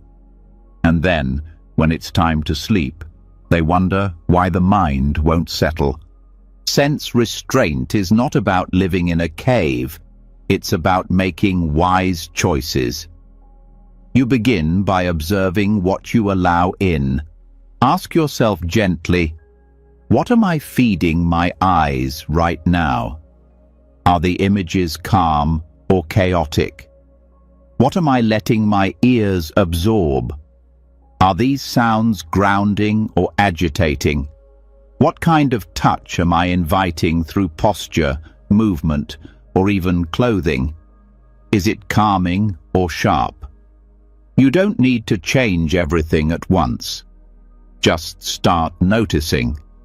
With each sense, ask, does this lead towards stillness or fragmentation? When you bring attention to the senses, you realize they're not just doors to the world. They're also mirrors of the mind. The way you look, listen, taste, touch, and think reflects your inner state. And when the senses are overstimulated, the mind scatters. It jumps from impression to impression, chasing, avoiding, clinging. There's no space, no simplicity, no silence. One of the most effective forms of sense restraint is environmental simplification. This means reducing unnecessary input, not as a rule, but as support. You dim the lights. You close apps that carry noise. You limit conversation that activates strong emotion. You avoid news that pulls the mind into worry or reactivity. You step away from fast-moving entertainment that triggers fantasy or comparison. Each small choice becomes a gesture of care toward your inner world. But restraint doesn't mean suppression. You're not forcing stillness. You're creating conditions for stillness to arise. You're treating your mind like something valuable, not to be thrown into every current of stimulation. You're preparing it for rest the same way you might prepare a sacred space, with simplicity, clarity, and calm. Restraint also applies to how you relate to what has already entered. Suppose a strong image is lingering from something you saw earlier, or a sound is replaying in your memory. You can't remove it, but you can change how you meet it. Instead of reacting or following, you simply notice. This impression is here. You don't build a story. You don't add judgment. You let it pass. That's restraint, not blocking, not indulging, just guarding awareness.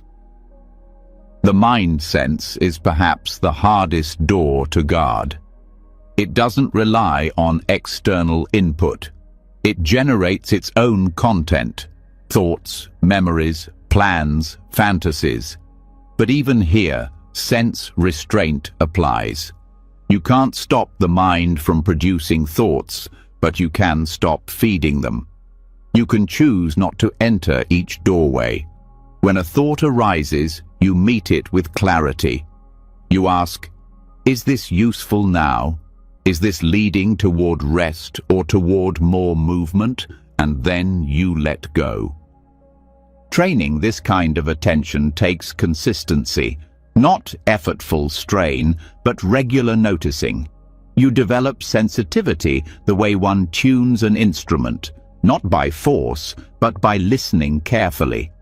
Over time, the mind becomes less reactive. The senses become less hungry. They stop chasing stimulation and start resting in awareness itself. The body plays an important role here. It's not just a sense object. It's a gateway to grounding. When overstimulation rises, the body can bring you back. You return to the feeling of the breath in the belly, the contact with the bed, the warmth of the air. These are not distractions. They're anchors.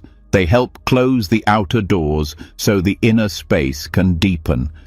It's helpful to establish a nightly rhythm, a simple pattern of choices that protect your sense doors. Not as a ritual, but as a practice of respect. Maybe you dim the lights at the same time each night. Maybe you stop scrolling after a certain hour. Maybe you use gentle, neutral sounds instead of emotional music. Maybe you allow a few minutes of silence before lying down just to let the senses rest without input. Each small act builds a habit of guarding. There is also a subtle form of restraint in how you use language. The words you speak or read before bed can set a direction for the mind. If they are reactive, sharp, or heavy with emotion, they stir thought. If they are spacious, honest, and gentle, they support calm. Even the inner dialogue, what you say to yourself, can be shaped with care. You choose words that soothe rather than stir. You don't lie to yourself, but you speak inwardly with clarity, not complaint. That's also sense restraint. As this practice deepens, you begin to feel the difference between quiet and stillness. Quiet is external. Stillness is internal. A room can be silent, but the senses still race. True stillness happens when the sense doors are gently guarded and the mind stops reaching outward. This is not cold or mechanical. It is warm. It is tender. It feels like coming home. And in this state, when the senses are no longer grabbing, when the doors are gently closed, not shut, not locked, but softened, something changes. Awareness turns inward, not as escape, but as return. The mind is no longer fragmented, it's gathered, collected, whole. Sleep comes from this wholeness, not as a command, but as a natural release. When the senses are no longer being pulled, the body naturally lets go. The breath slows, the thoughts thin. The inner space becomes wide enough for rest to settle in. This is the gift of restraint. It's not restriction, it's freedom. Freedom from the unnecessary. Freedom from the endless stream of input that keeps the mind busy even when the world is still. It's a practice of honoring the boundary between wakefulness and rest, of knowing when enough has been seen, heard, tasted, touched, and thought for one day.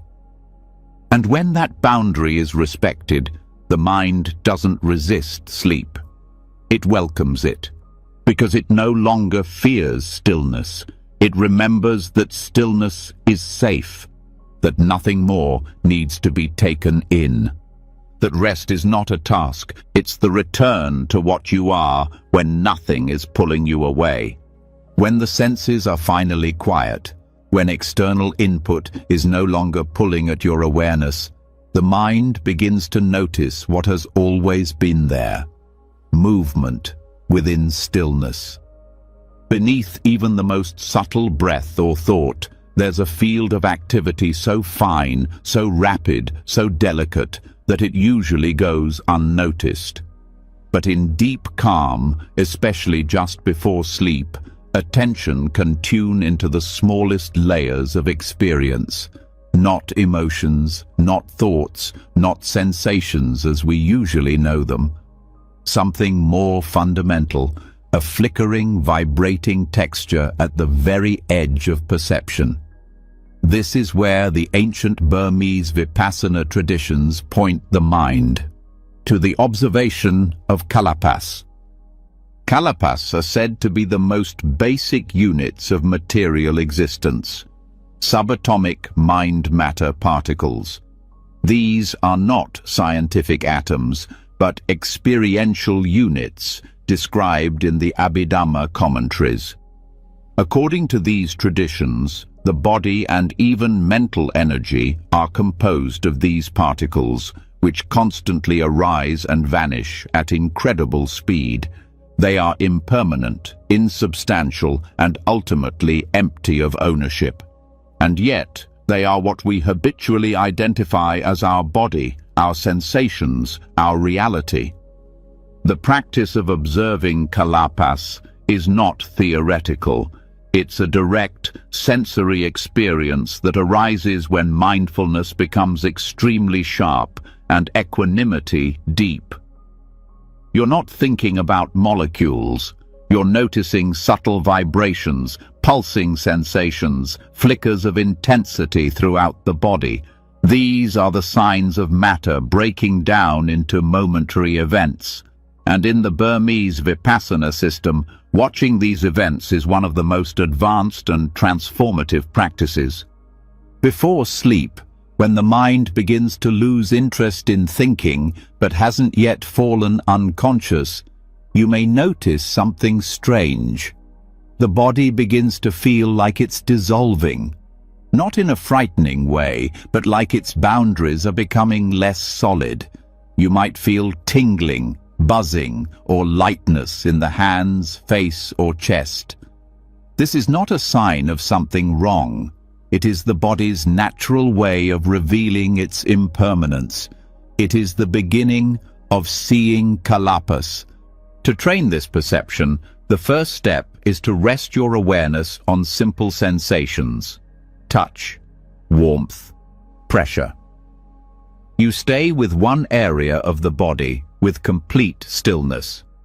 As concentration grows, the sensation no longer feels like a single solid block. It becomes granular. It pulses. It moves. You begin to sense small flickering points, appearing, disappearing, too fast to count. There is no need to label. Just stay present with this changing field. What this shows is not a metaphysical truth, but a practical one. The body is not what it seems. It is not a fixed form. It is process, movement, constant creation and dissolution. When you experience this directly, your relationship with the body begins to change. It no longer feels heavy. It no longer demands ownership. You don't need to fix it or perfect it. You just observe its unfolding. This insight brings extraordinary peace before sleep, because most of the tension in the body is due to resistance, trying to hold on to comfort, trying to avoid discomfort. But when you see that both are made of the same fleeting particles, the clinging stops. Pain flickers, pleasure flickers. All sensations are just momentary formations. You stop fighting what's arising because you see that it's already ending. Kalapa observation also shifts how you meet mental states. Thoughts, emotions, even intentions, they too are seen as bursts of energy, not lasting truths. A fearful thought arises. You don't follow it. You don't suppress it. You watch it flicker like a light turning on and off. Joy arises, then passes. Worry rises, then fades. Every mind state is built on formations that disintegrate as soon as they appear. This isn't detachment in a cold sense. It's freedom through clarity. When you no longer believe thoughts are solid, you stop reacting to them as if they control you. You become the space in which these flickers happen, and that space is undisturbed, regardless of what appears within it. In deep stages of this practice, the whole body may begin to feel like it's made of tiny points of vibration, rising, falling, vanishing in rapid succession. There is no central self directing it, just activity, just process. Some traditions describe this stage as the arising of Bhangajnana, the knowledge of dissolution. This is not sleep yet, but it's very close, because when the sense of solid form disappears, the mind naturally relaxes. Nothing is being held anymore. The illusion of needing to control or manage the body fades away. Even if you never reach the most refined perception, the principle still applies. You can still observe change. You can still notice that every sensation you thought was permanent is actually shifting. You can still feel the body become lighter just by watching it with steady attention. And that is enough. You don't need to experience advanced stages. The basic insight is already transformative. This body, this mind, this moment, none of it stays. This awareness also helps dissolve fear. Fear before sleep often arises from not knowing what's coming, what dreams, what feelings, what interruptions. But when you see that everything is already changing, even as you lie still, you realize there's no fixed state to protect. There's nothing solid to defend. You're already flowing, and rest becomes easier when you stop trying to freeze what cannot stay. To support this perception, reduce external input even more in the final minutes before sleep. Let the room grow dark and silent. Let the breath slow without effort. Keep your posture soft but stable. And place your attention gently on one area, perhaps the hands or the area beneath the nose. Let the awareness sharpen but not tighten. Stay still, then watch. You may not feel anything unusual at first. That's fine. Stay longer. Let the mind grow subtle. Eventually, the field of sensation begins to move, not dramatically, but like small ripples. Your job is not to understand or control. Just stay, just feel, just watch the changing.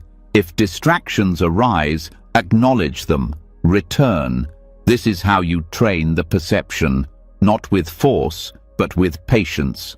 You are teaching the mind to see what's already happening, and in doing so, you are loosening the deepest habits of grasping. The Burmese masters often say that once you see the impermanence of even the smallest formation, wisdom begins to grow. Not through theory, but through experience. You know for yourself that nothing lasts, and that knowing creates ease. Ease leads to release. Release leads to stillness. Stillness leads to rest. This is how Kalapa observation supports sleep, not by trying to induce it, but by removing what disturbs it. By showing that there is no need to hold or resist what is always dissolving anyway. You rest not because you forced peace, but because you stopped disturbing it. And in that silence, in that gentle field of flickering dissolution, the mind no longer seeks. It simply watches, until watching itself fades. And sleep enters like the soft pause between moments. After observing the subtle disintegration of form, after seeing the body and mind flicker and dissolve into transient pulses, something begins to loosen deep within the mind.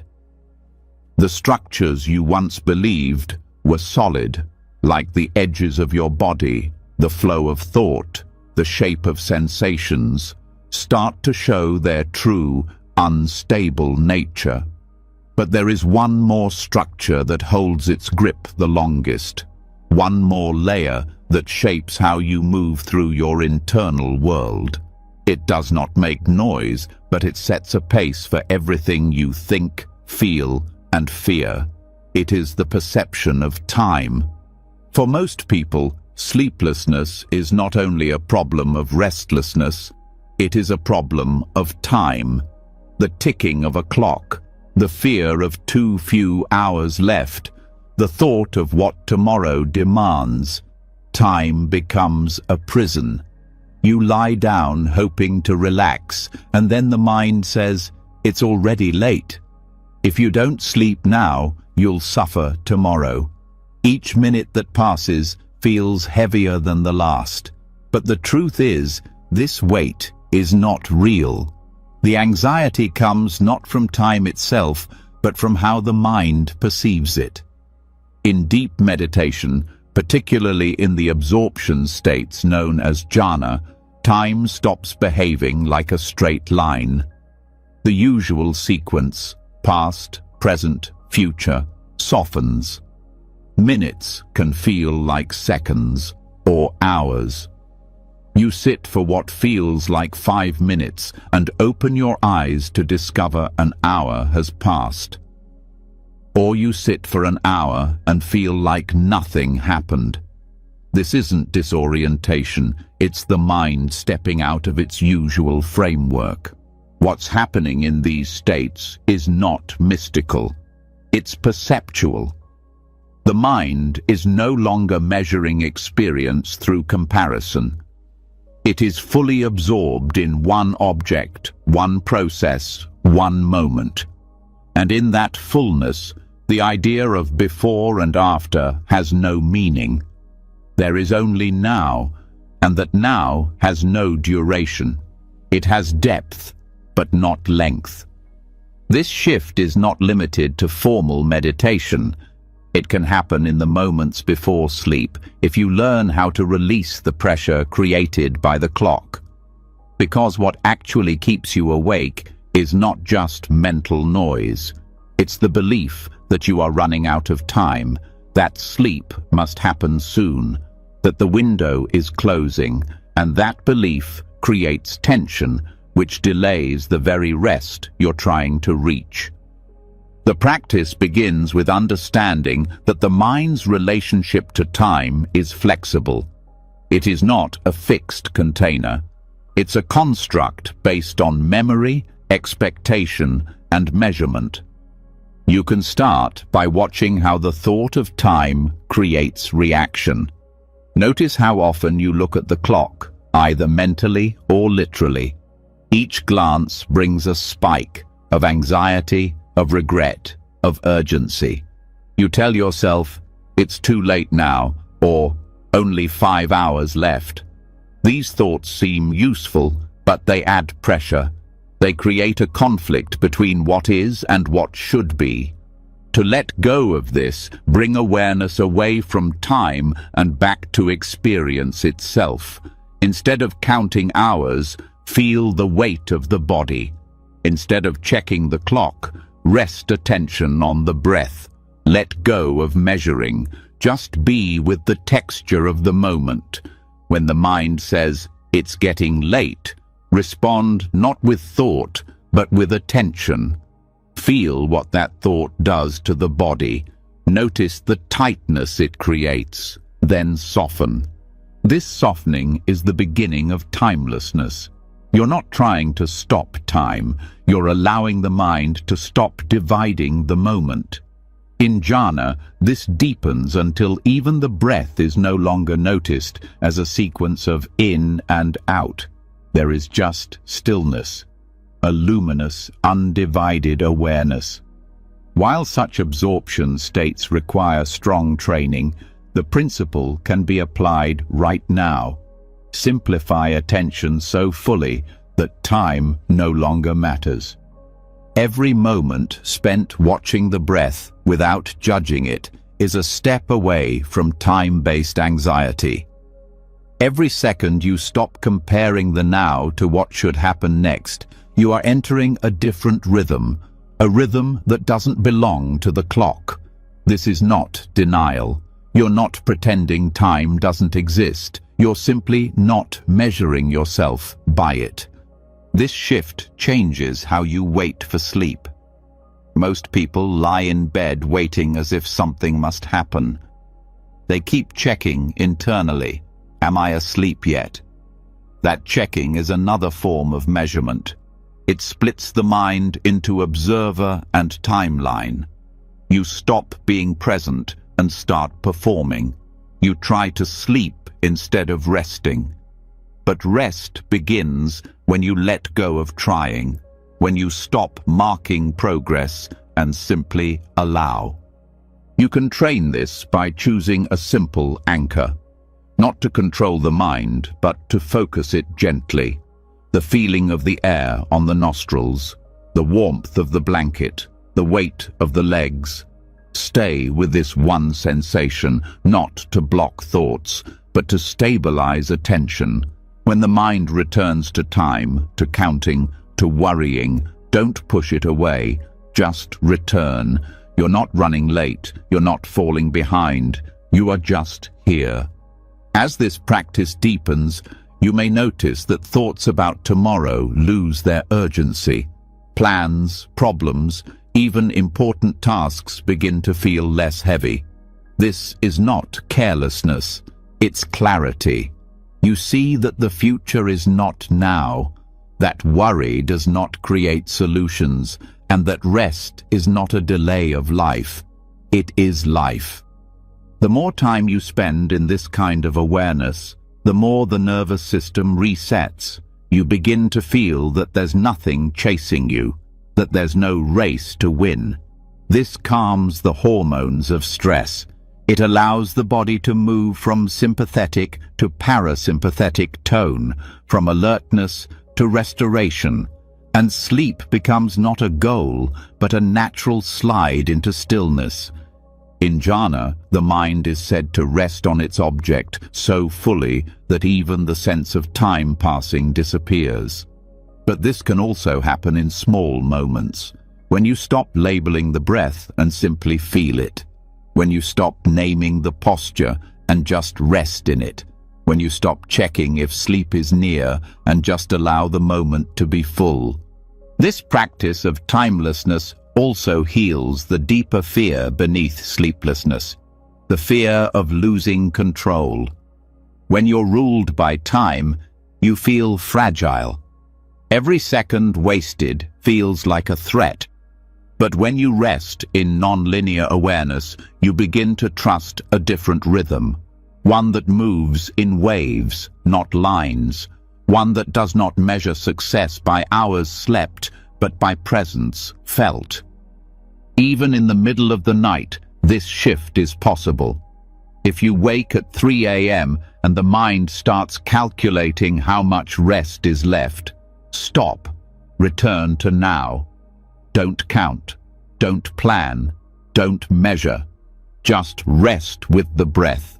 Let the awareness spread. Let the moment widen.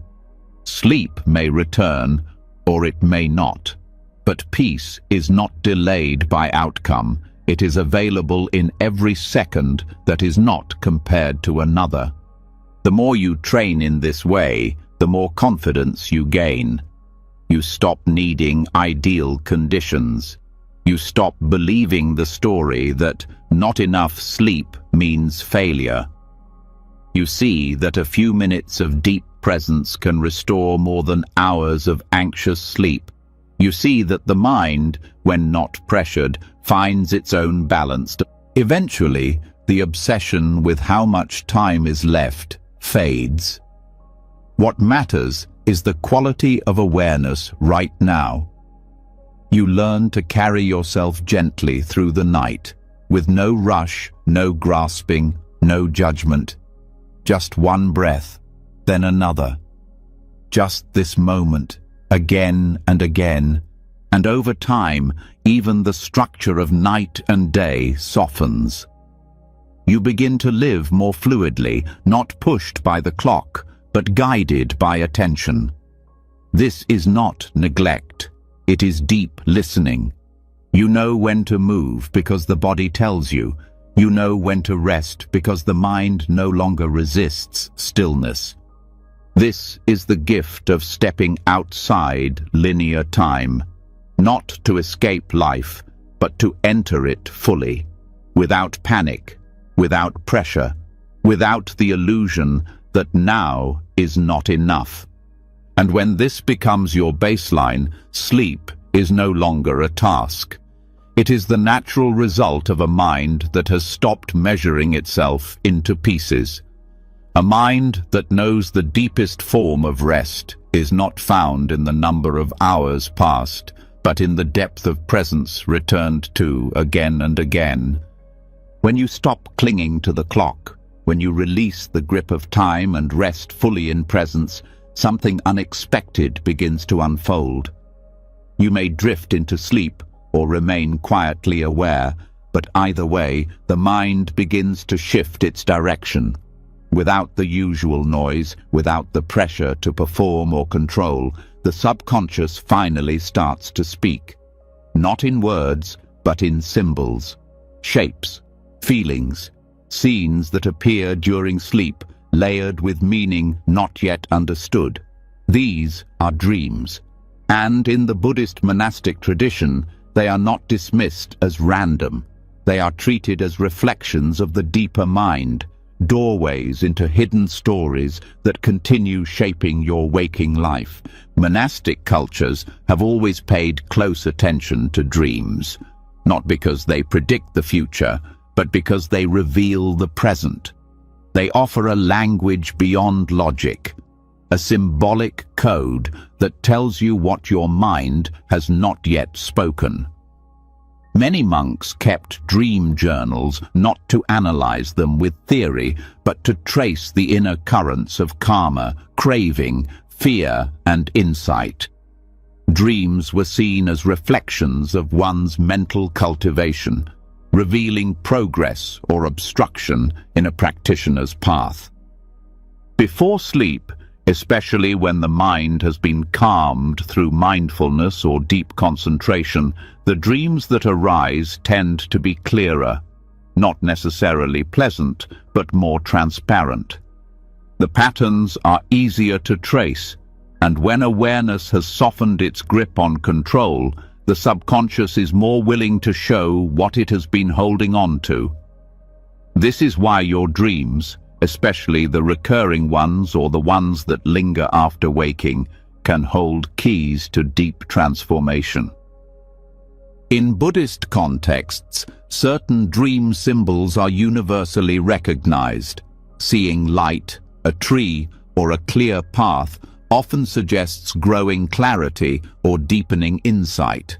Falling, drowning, or being chased points to unintegrated fear or resistance. Monks are trained not to take these images at surface value, but to use them as entry points for contemplation. They ask not what the dream means in a rigid sense, but what it reveals about the state of mind from which it arose. This reflection is not about fantasy. It is about karmic residue. A dream about fire may suggest anger. A dream of running may reflect aversion. A dream of climbing may show striving. These are not judgments, they are mirrors. And the skill is not in decoding, but in meeting what's shown with compassion and clarity. You can apply this same process in your own nightly practice. Before sleep, create space for the mind to open, not by forcing dreams, but by softening mental control. You might say silently, "Whatever needs to arise, let it be seen." This small invitation makes a difference. It signals to the deeper mind that you are willing to meet what has been hidden. When a vivid or emotional dream does arise, resist the urge to dismiss it.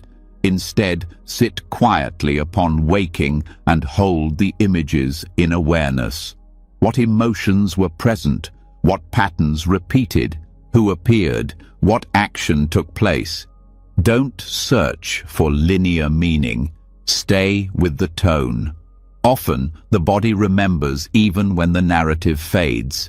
Use that feeling as your starting point. Traditional monastic dream work involves 3 steps: remembering, reflecting, and responding. You begin by gently recalling the dream, not in every detail, but with sincerity. You then reflect, not to find meaning in words, but to sense what the mind is showing you. And finally, you respond, not by fixing anything, but by meeting the dream's energy with awareness. If a dream shows fear, you meet it with compassion. If it shows confusion, you meet it with clarity. If it shows attachment, you meet it with spaciousness. This is not dream control. It is dream integration. You are allowing the unconscious to become conscious, one image at a time. In Burmese and Thai forest traditions, senior monks have sometimes interpreted dream images for younger practitioners, not as fortune-telling, but as guidance on the inner path. A dream of broken structures might reflect mental deconstruction. A dream of fruit may point to the ripening of past practice. A dream of darkness followed by dawn may symbolize a breakthrough in awareness. Again, the meaning is never fixed. The importance lies in how the dream is received. One of the most powerful uses of this process is to rewrite subconscious scripts. So much of what keeps the mind restless at night comes not from what happened during the day, but from long-held inner stories that remain unexamined. Stories of failure, of being unsafe, of not being enough. These narratives do not always speak in language. They show up in symbolic form, repeated scenarios, helplessness, endless effort, fear of falling or being exposed. When such a dream appears, it is not a problem. It is a gift. The script is surfacing, not to haunt you, but to be rewritten. You begin the process by staying present with it, noticing its pattern. Then, through reflection or even conscious visualization, you offer the dream a new ending. You don't force the story to be different. You simply introduce a new possibility. Safety instead of fear, calm instead of panic, acceptance instead of shame. Over time, these new endings begin to shape the subconscious itself. You are not brainwashing yourself. You are releasing old karmic impressions by giving the mind a chance to rest in clarity, even within the realm of dreams. This affects not only sleep, but daily life. You start to notice your reactions are softer. Your thoughts are less automatic. You have interrupted the cycle of reactivity by changing the terrain it moves through. This practice also teaches humility. The subconscious does not operate on your schedule. It brings forth what you're ready to see, not what you want to see. A painful dream is not failure. It is exposure, and exposure leads to release. When you begin to view dreams as part of your practice, not outside it, you stop fearing what arises. You learn to welcome each symbol as a message from the inner landscape. There are also specific monastic methods for working with dreams. One involves mental noting during dreamlike states. If you find yourself aware while dreaming, practice simple mindfulness. Seeing, hearing, thinking. This brings awareness into the dream itself. Even if lucidity is not present, the habit of noting shapes the way the mind moves through subconscious material.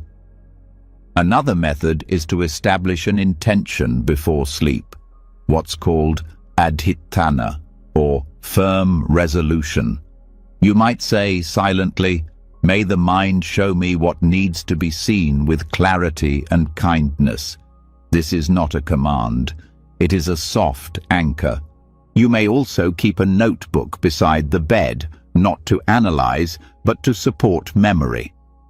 Writing down a few key images immediately after waking helps keep the connection between surface and depth. It trains the mind to value what it sees beneath the surface.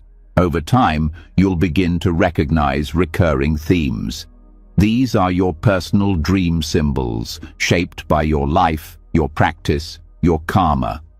When treated skillfully, dreams become a nightly meditation, not one you control, but one you attend to. Each night becomes a dialogue between surface awareness and the deeper layers of the mind. And this dialogue continues shaping who you are becoming, not by force, but through attention. The Buddha's own life includes powerful symbolic dreams. Before his awakening, he saw himself sitting on a vast mountain, undisturbed.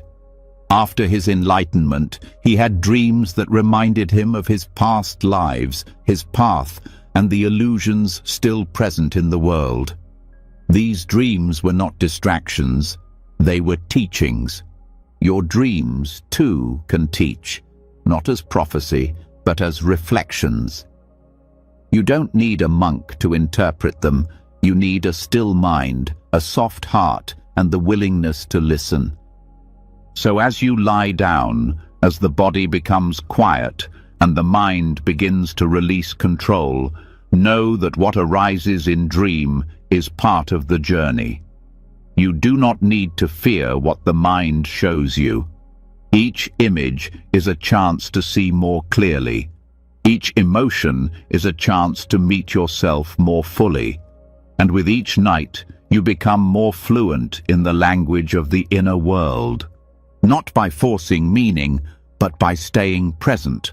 Not by controlling content, but by welcoming contact. And in that contact, transformation begins, gently, quietly, from the inside out. The moment you begin to meet your dreams with mindful presence, something profound begins to shift. You are no longer just drifting through unconscious material.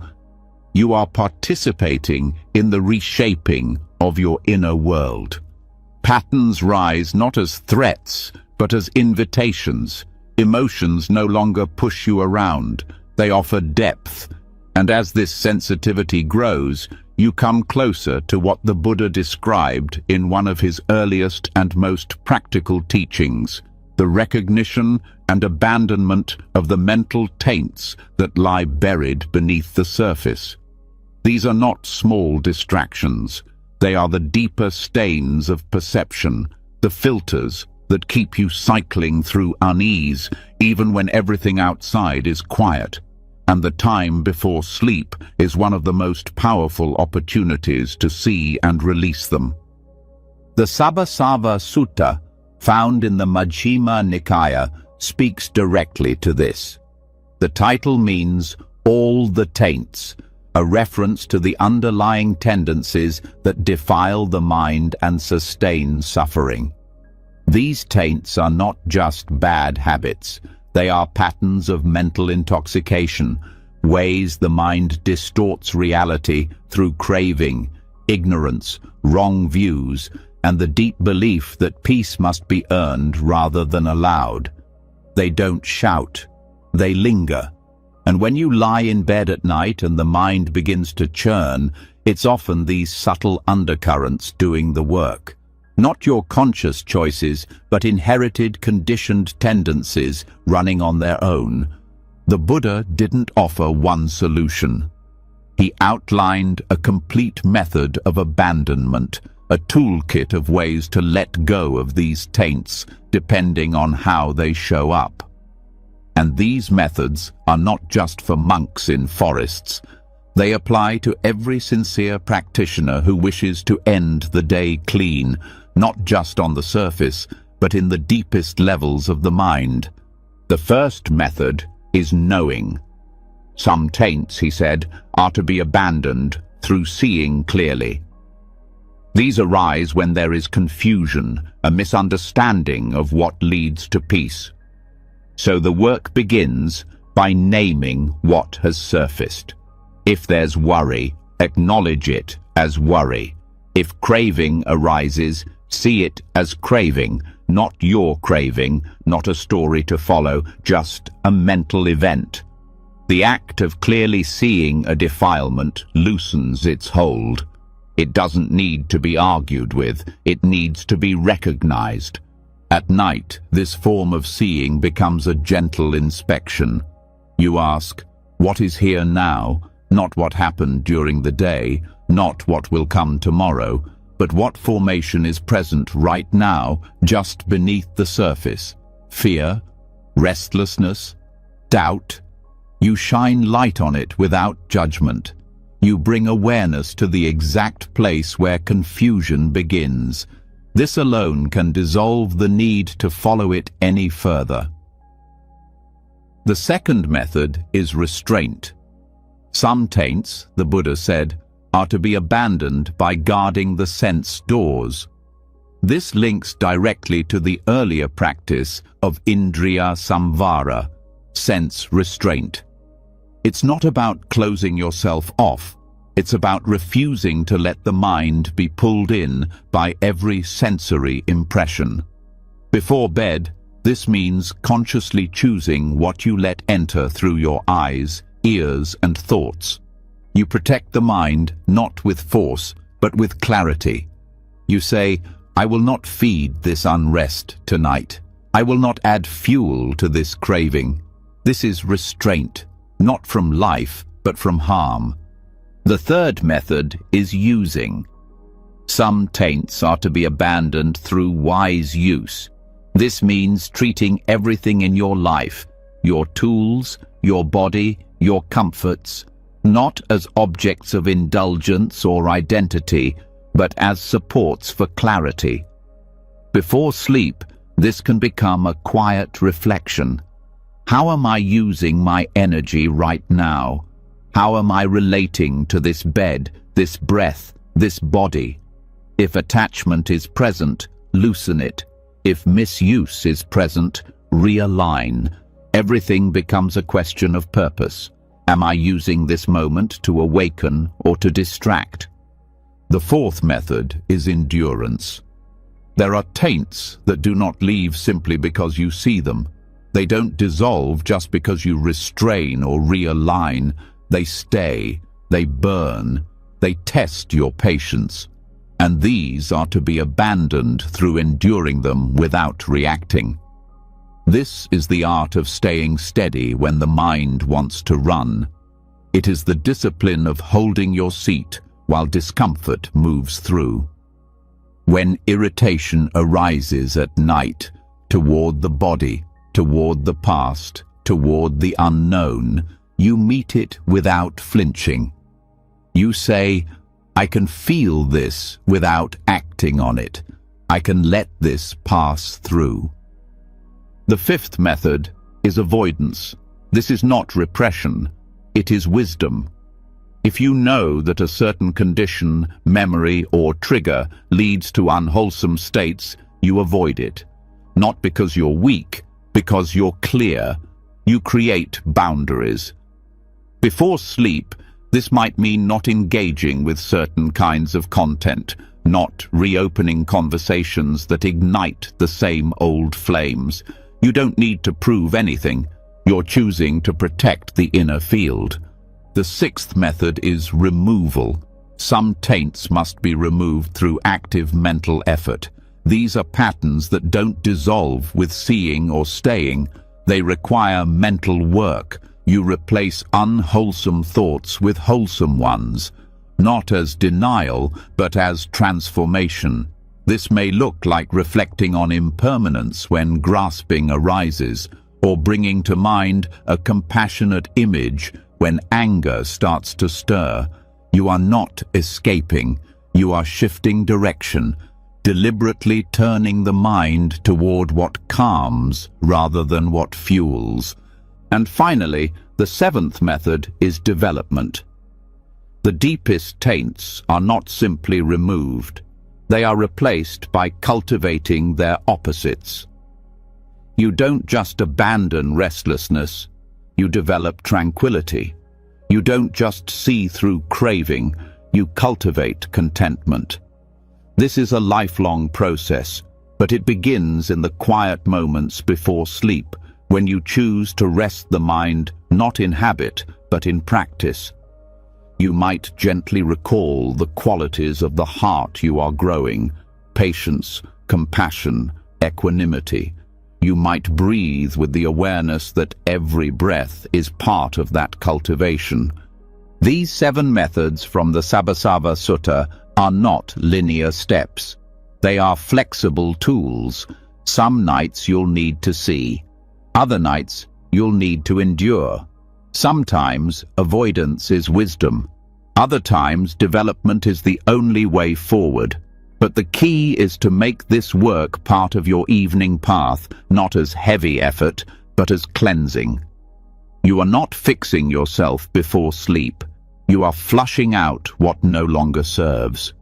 When practiced steadily, these methods begin to change the way you relate to your mind. You stop fearing its contents. You stop getting caught in the old cycles. You trust that whatever arises, you have the means to meet it. You sleep not as someone who escaped the mind, but as someone who tended to it, who prepared the ground for rest with care. Over time, you'll notice less friction, fewer regrets at night, less spinning of the same thoughts, more space, more natural stillness. Because what disturbs sleep is not noise itself, it's the residue of the unexamined.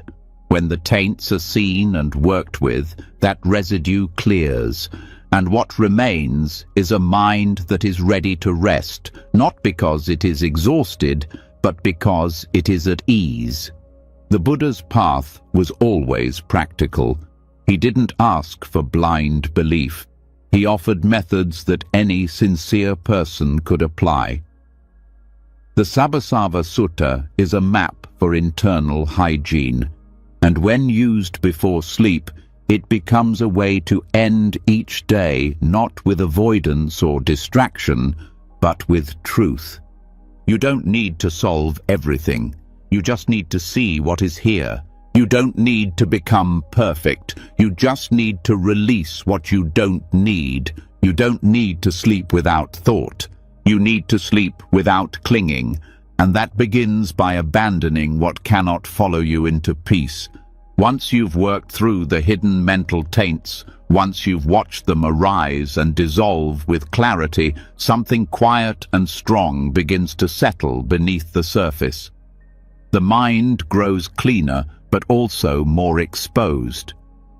What remains, often, is a subtle vulnerability, a sense of needing to belong somewhere, of needing to feel held in something larger than the habits and histories you've just begun to release.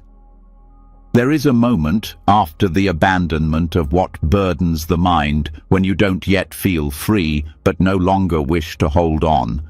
That moment calls not for more technique but for grounding, not in theory but in presence, not in effort but in connection. This is where the earth becomes a companion, and the ancient gesture of bhumisparsha, the earth-touching mudra, offers its silent support.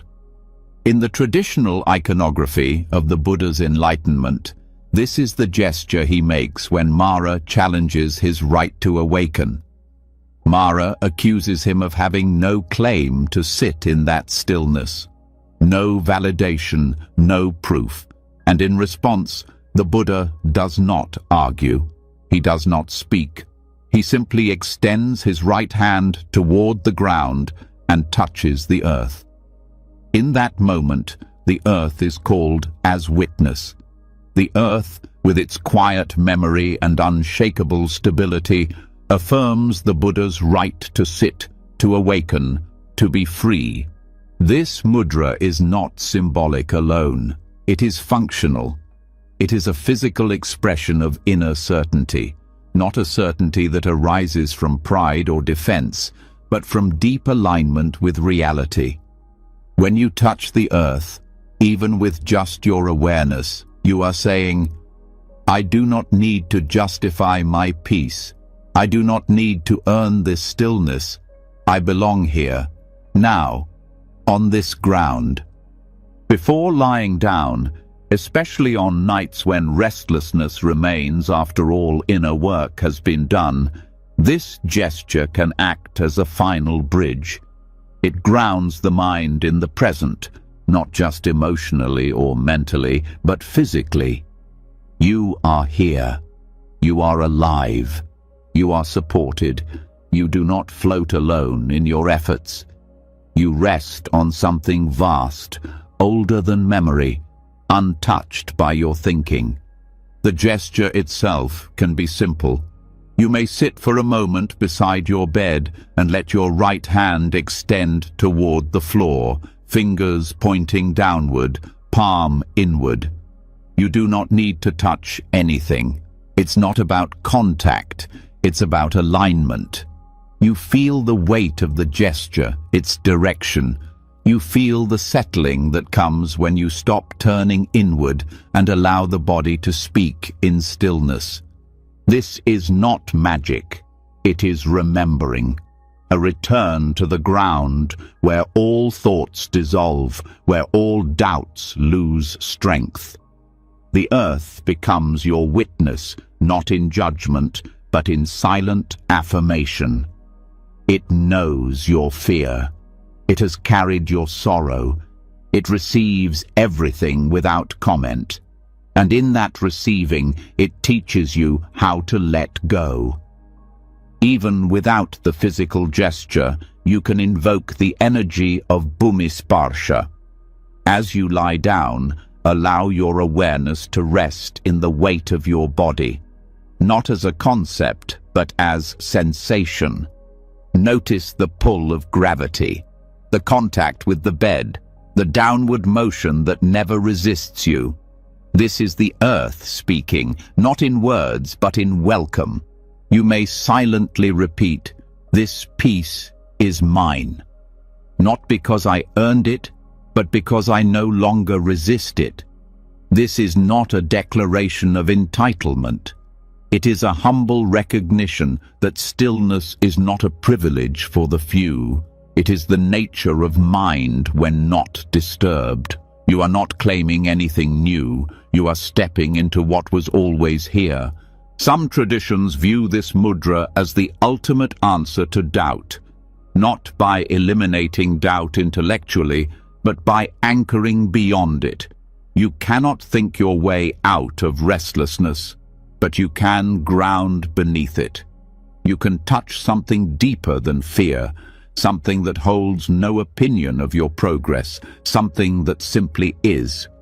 On a subtle level, this practice helps to resolve the final energies that often prevent sleep: uncertainty, guilt, the sense of being disconnected from something meaningful.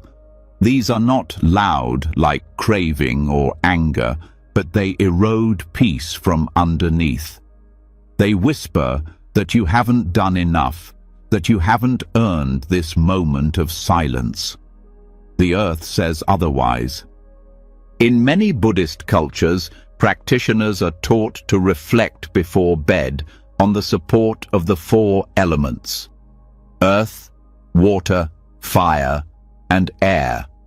Of these, earth is the most solid, the most reliable. The bones, the skin, the ground beneath the body, all symbols of structure. When you touch the earth, even in your mind, you are reconnecting with form, stability, and the truth that your experience is not floating. It is held. This groundedness transforms how you fall asleep. Instead of slipping into unconsciousness, you begin to release into connection. The body feels safe. The mind doesn't need to hold itself up. You are no longer trying to escape the day. You are returning to a wider presence, one that includes everything you've felt, seen, and known, but asks nothing from you now. The practice can become a short ritual, not rigid, not formal, but intentional. As you prepare for bed, pause, breathe. Let the mind settle. Place your hand or your awareness toward the ground. Let it be a statement.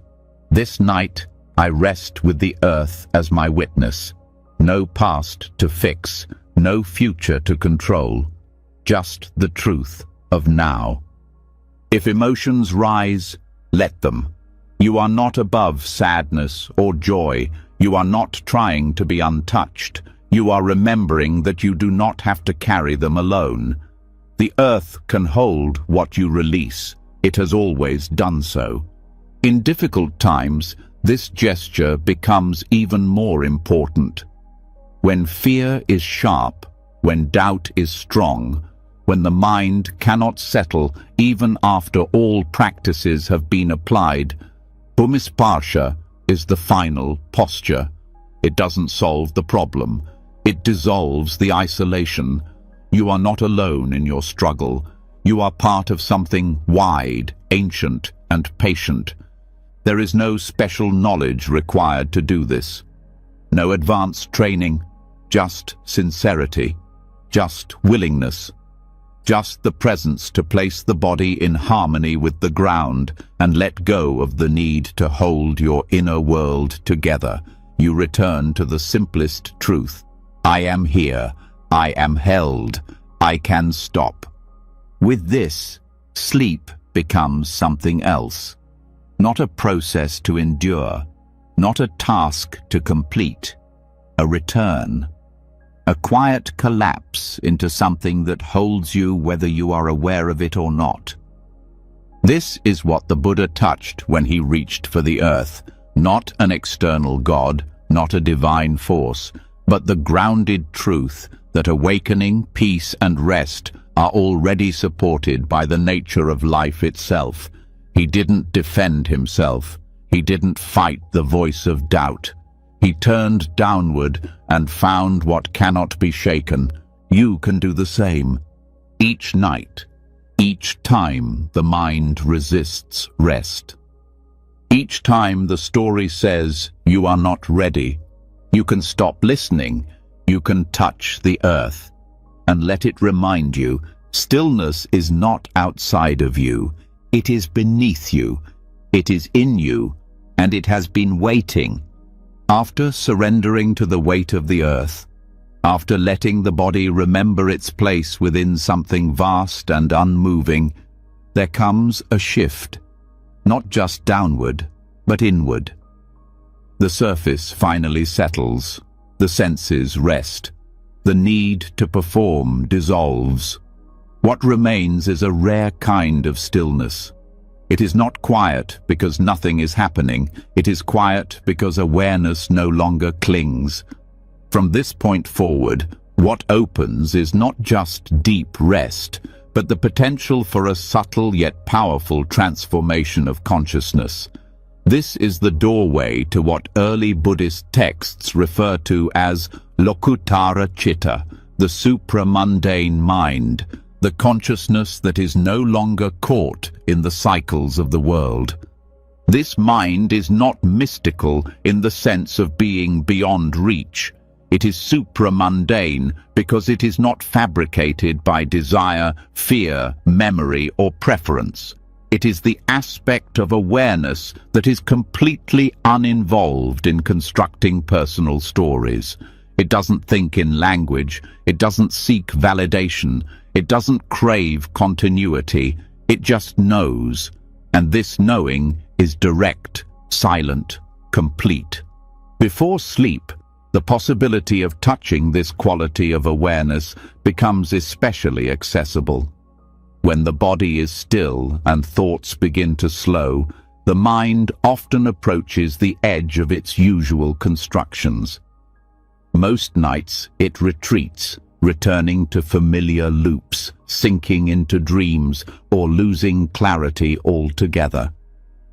But if you have prepared yourself by reducing mental noise, letting go of emotional tension, and grounding the body with care, you may notice that something subtler than thought begins to emerge.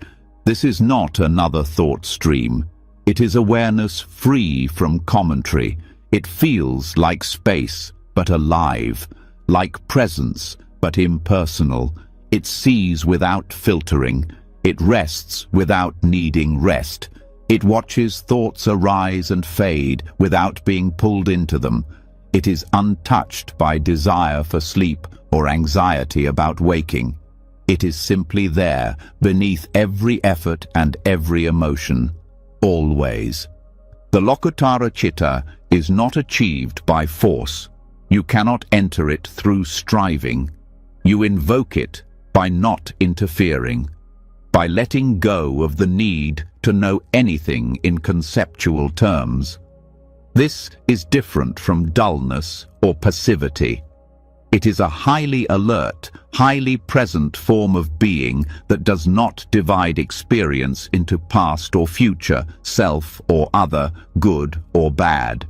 It is the mind as it is before identity gets involved. In Theravada teachings, this consciousness is connected to the moments of path and fruition, when the practitioner sees, even if just for a moment, the end of clinging. It's the knowing that arises when the mind fully lets go of its ordinary constructions. It is not something you own or control. It arises when the causes are right, and the hour before sleep, when all external roles drop away, can create the conditions for it to appear.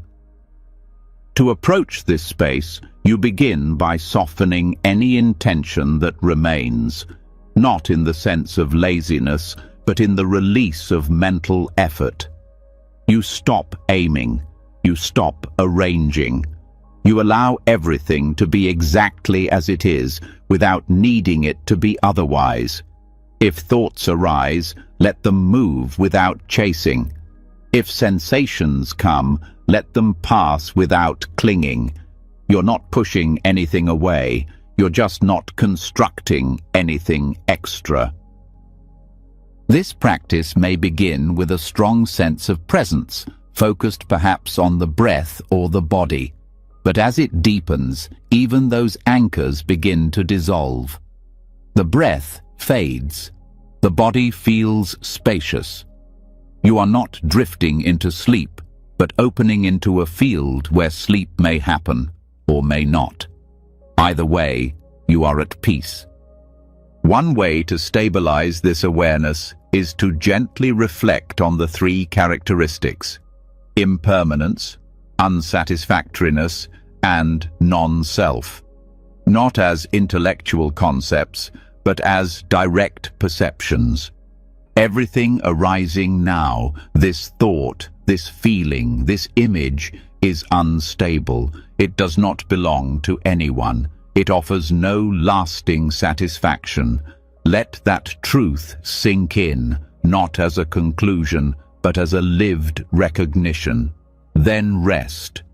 In that resting, something opens, not dramatically, not like a door swinging wide, more like a veil lifting. You sense that your usual reference points are gone. You are not the thinker. You are not the doer. You are not the one waiting to fall asleep. Awareness remains, but it is not about you. It is simply knowing. This knowing is the essence of Lokuttara. It is not altered by success or failure. It is not threatened by discomfort. It does not speak, but it understands. It does not remember, but it includes everything. It is not distant, but it cannot be held. If it arises, let it be. If it does not, don't chase. The very act of trying to grasp it turns awareness back into becoming. The mind re-enters its old patterns. You lose the simplicity. So instead of aiming for a state, aim for surrender. Surrender to the moment without reference. Let go into that which needs no fixing. This consciousness also transforms how you relate to thoughts. In normal mind states, thoughts seem loud, important, yours. But in the presence of Lokuttara awareness, they become like passing clouds. You don't engage with their content. You see their movement. You recognize them as not self, as formations, as nothing more than temporary flashes. There is no struggle, only seeing. This awareness also dissolves fear, not because fear disappears, but because it is seen without resistance. Even fear is just a wave in the field of knowing. You don't need to make it go away. You just don't follow it, and because you don't follow it, it loses power. When resting in this consciousness, even the desire for sleep may vanish.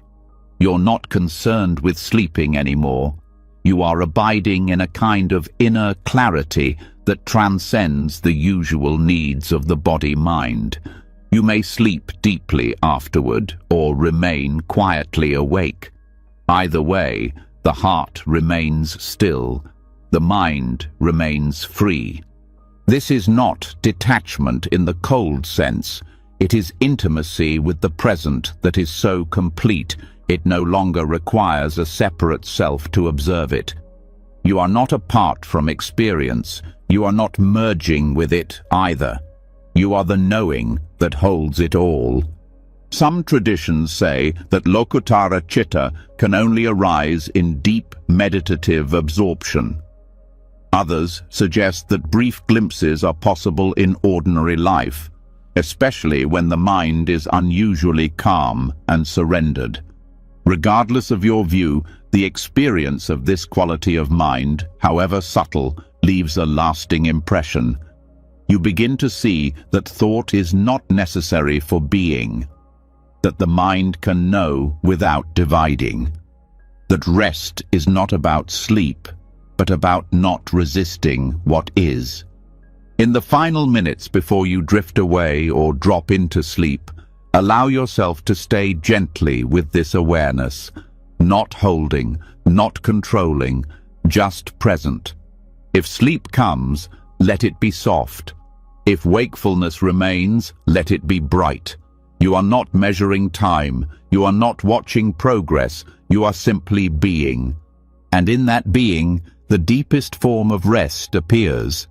Not the kind that comes from the body lying down, the kind that comes from the mind letting go of everything, even of the need to let go.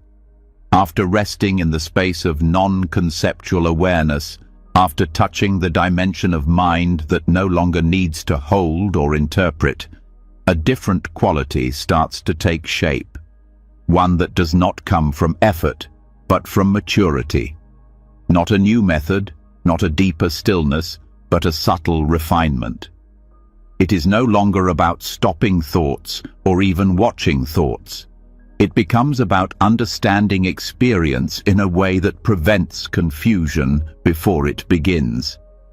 This is where sati sampajanya, mindfulness with clear comprehension, begins to unfold.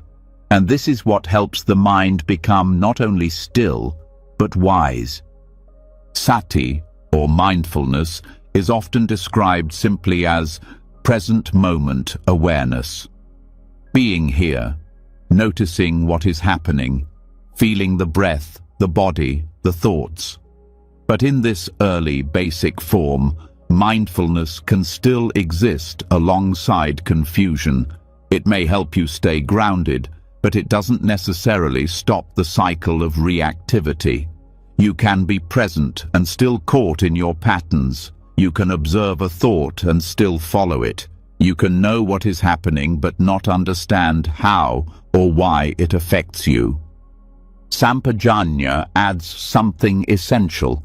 It brings clarity to the function and context of what is happening. It knows not only what you are doing, but why, how, and with what consequence. It's the part of the mind that sees whether the action is appropriate, whether the thought is worth continuing, whether the feeling is rooted in truth or habit. Without sampajanya, mindfulness is passive. With it, mindfulness becomes intelligent, discerning, and deeply transformative. This is what changes how the mind meets experience, especially in the quiet of night when everything inside begins to surface. You may be aware of restlessness, but without clear comprehension, you might respond to it automatically by shifting positions, analyzing your day, planning your future. With sampajanya, you pause just long enough to ask, is this helpful? Is this necessary? Is this what brings peace? That moment of questioning does not interrupt mindfulness, it deepens it. It allows the awareness to become more than passive noticing. It allows mindfulness to carry understanding, and that understanding is what dissolves the unconscious patterns that often drive the most persistent mental noise. When lying down, the body still and breath gentle, this clarity becomes possible in a new way. You begin to observe the exact moment a reaction forms. not when it explodes, but when it whispers. The thought about tomorrow, the subtle bracing in the chest, the way your attention slides into a story. With clear comprehension, you see it not just as content, but as process. This is how the mind tries to control. This is how tension begins. This is the doorway to distraction. And in that precise moment of seeing, the mind softens. It doesn't react because it already understands. This is the essence of what makes mindfulness powerful, not its ability to track every breath, but its capacity to recognize what matters and what doesn't. In practice, this looks like a constant, gentle inquiry, not verbal analysis, but a felt sense of relevance. You breathe and you know, this is for calming.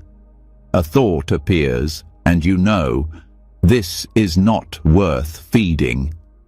A sensation arises and you sense, this will pass on its own.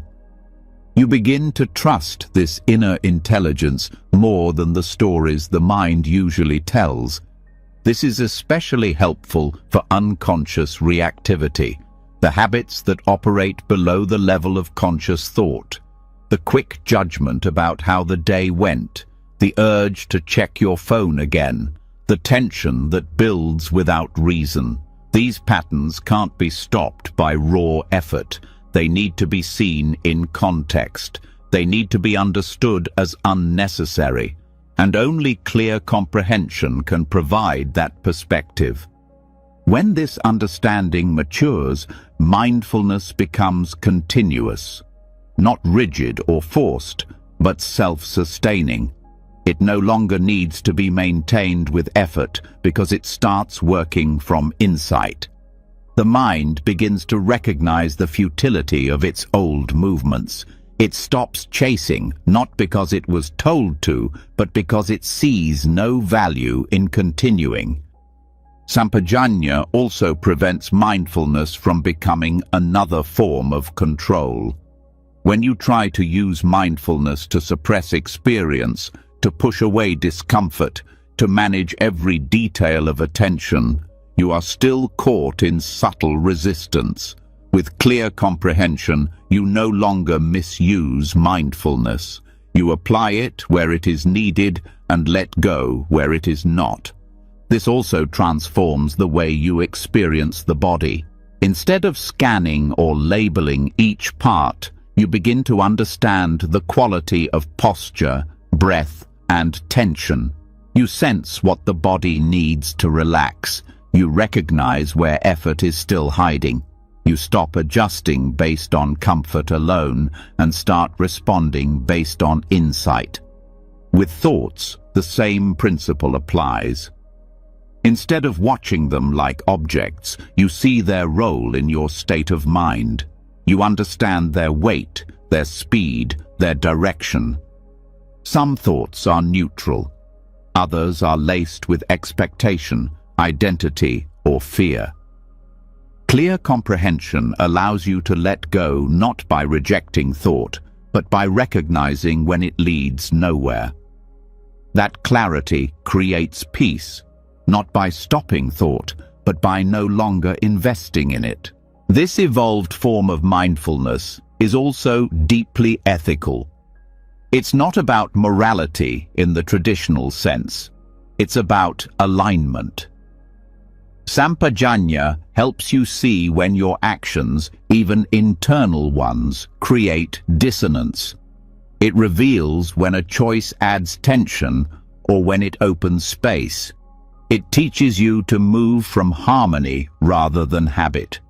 As the night deepens, this understanding becomes even more important. The mind is less distracted. The patterns are more visible. With clear comprehension, you begin to navigate the space between waking and sleep with more awareness. You see the moments when you're slipping into fantasy. You notice the turn toward worry, and you return, not with force, but with precision. You learn to pause not to stop movement, but to see its nature. You stay still not because movement is bad, but because stillness reveals what's behind it. You let the mind rest not by telling it to be quiet, but by showing it the peace that comes from not continuing.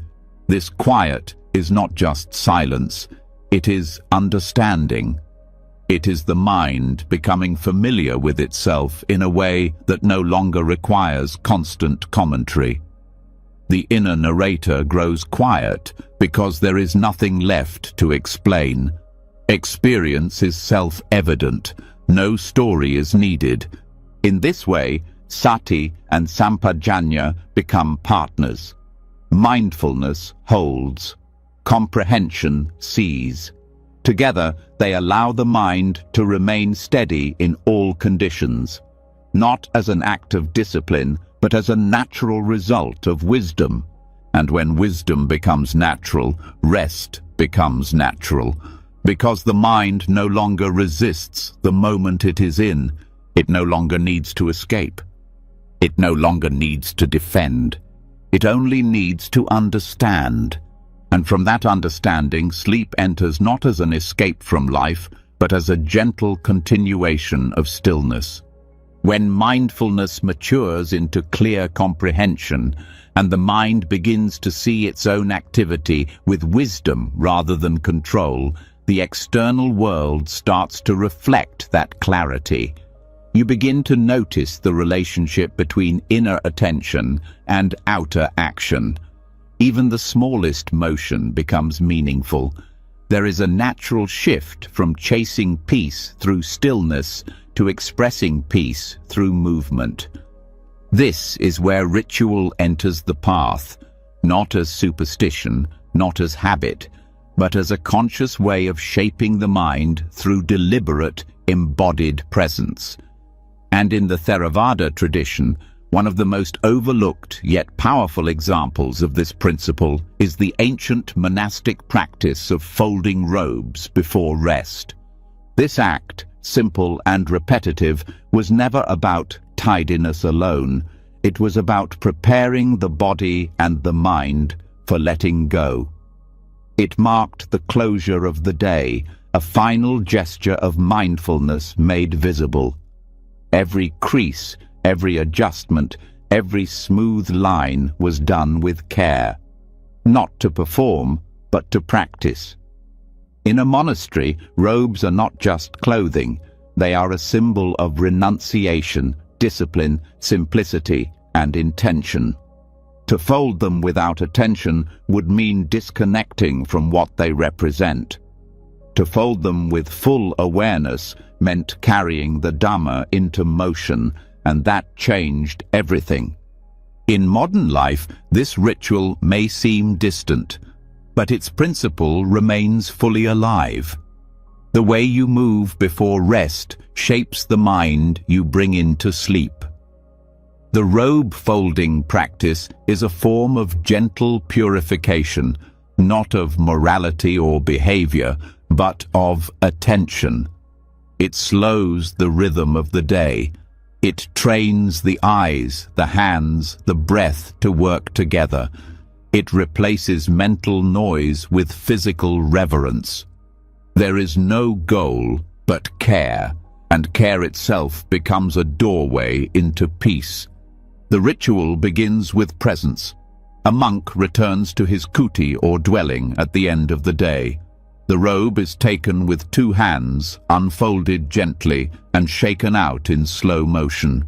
There is no rush. The cloth is laid flat, inspected, and prepared. The folding begins, not like packing for a trip, but like composing a chant. The corners align, the hands move symmetrically. Each movement has its place, and the mind follows each step, not as a watcher, but as a participant. This sequence is not robotic. It is not mindless repetition. The intention is to unite body, mind, and environment into one simple act. This unity acts as a container. It holds the agitation of the day. It gives structure to the transition from effort to rest. Folding robes becomes a soft threshold, one step closer to stillness. You don't need to be in robes to practice this. The spirit of the act can live in your own routine. Whether it's folding a blanket, arranging your clothes, preparing the space around your bed, when done with full awareness, these actions become internal gestures. They say, I am letting go now. I am caring for what I have. I am not rushing away from this moment. This quiet order has a calming effect on the nervous system. The body recognizes the pattern. It begins to associate this ritual with safety, with simplicity, with closure. This reduces the need to think, plan, or solve. It eases the mind into rest without forcing silence. You are not trying to stop anything. You are shaping attention through motion. This form of reverence is not aesthetic. It is not about perfection. It is about depth. A monk folding his robe does not judge himself for uneven lines. He uses the moment to return to breath, to slow his thoughts, to show up fully. That intention purifies the act. The robe becomes a mirror. The more you rush, the more the folds resist. The more you settle, the easier it all moves. In a similar way, your own nightly gestures can become mirrors. If you prepare your sleeping space with irritation, the mind carries that residue into bed. If you do it with care, with quiet attention, it transforms into a meditative act. You are not preparing for escape. You are preparing for surrender. This is what makes monastic rituals so enduring. They take something ordinary and elevate it through presence, not by adding complexity, but by removing distraction. A ritual is not about the act itself, it's about how the act is done, and that how is what trains the heart. The robe folding ritual also teaches you about completeness. Not everything in life is solved by stillness alone. Sometimes motion completes the circle. There is something deeply satisfying about finishing the day not with consumption, but with care. The world outside may remain chaotic, but your gesture becomes an act of order, an act of closure. It says, "The day is done. I do not need to carry anything more." For many monastics, this ritual was also a way to release identity. The robe is worn throughout the day in public. It carries function, symbol, and responsibility. To remove it and fold it is to put aside the outer role, to return to the simplicity of being. It is a gesture of humility, of stripping back. And when practiced with sincerity, it allows the practitioner to lie down not as a role, but as a being. The same is true for you. As your day ends, as you fold your clothes, close your devices, or dim the lights, do it not just as routine. Do it as ritual. Use the gesture to remove identity, to return to the simplicity that exists when there's nothing left to prove. You are not your tasks. You are not your image. You are this body preparing to rest. That recognition itself is peace. This embodied awareness carries through into sleep. The more you train the body to move with mindfulness, the easier it becomes for the mind to let go. You are building a bridge from action to stillness, and that bridge is not crossed by effort, but by rhythm. Folding, placing, arranging, not to get it right, but to practice returning. This practice also cultivates patience.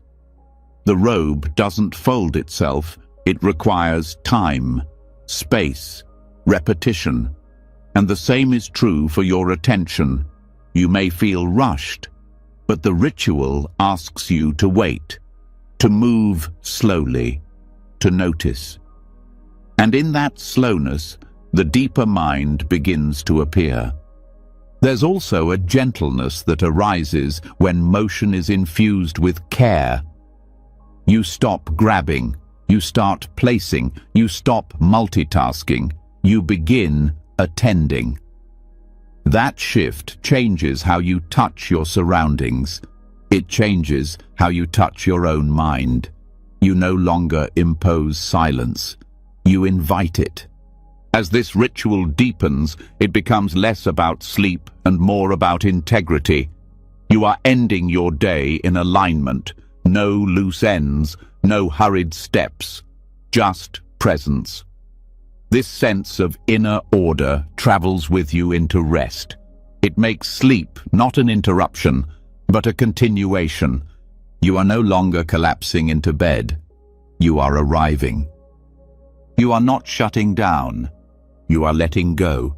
You are not chasing peace. You are making space for it. This is what monks do when they fold their robes. They return. They simplify. They remember that discipline is not about control, it's about care.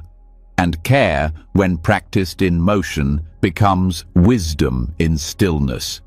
So tonight, before sleep, try this. Choose one small gesture, one thing you do each night, and do it as a monk would, with your full attention, with your breath, without rush. Let your body teach your mind. Let motion become a message. Tell yourself without words, I am ready to stop. And let that message carry you, not toward sleep alone, but toward the kind of rest that begins before your eyes ever close.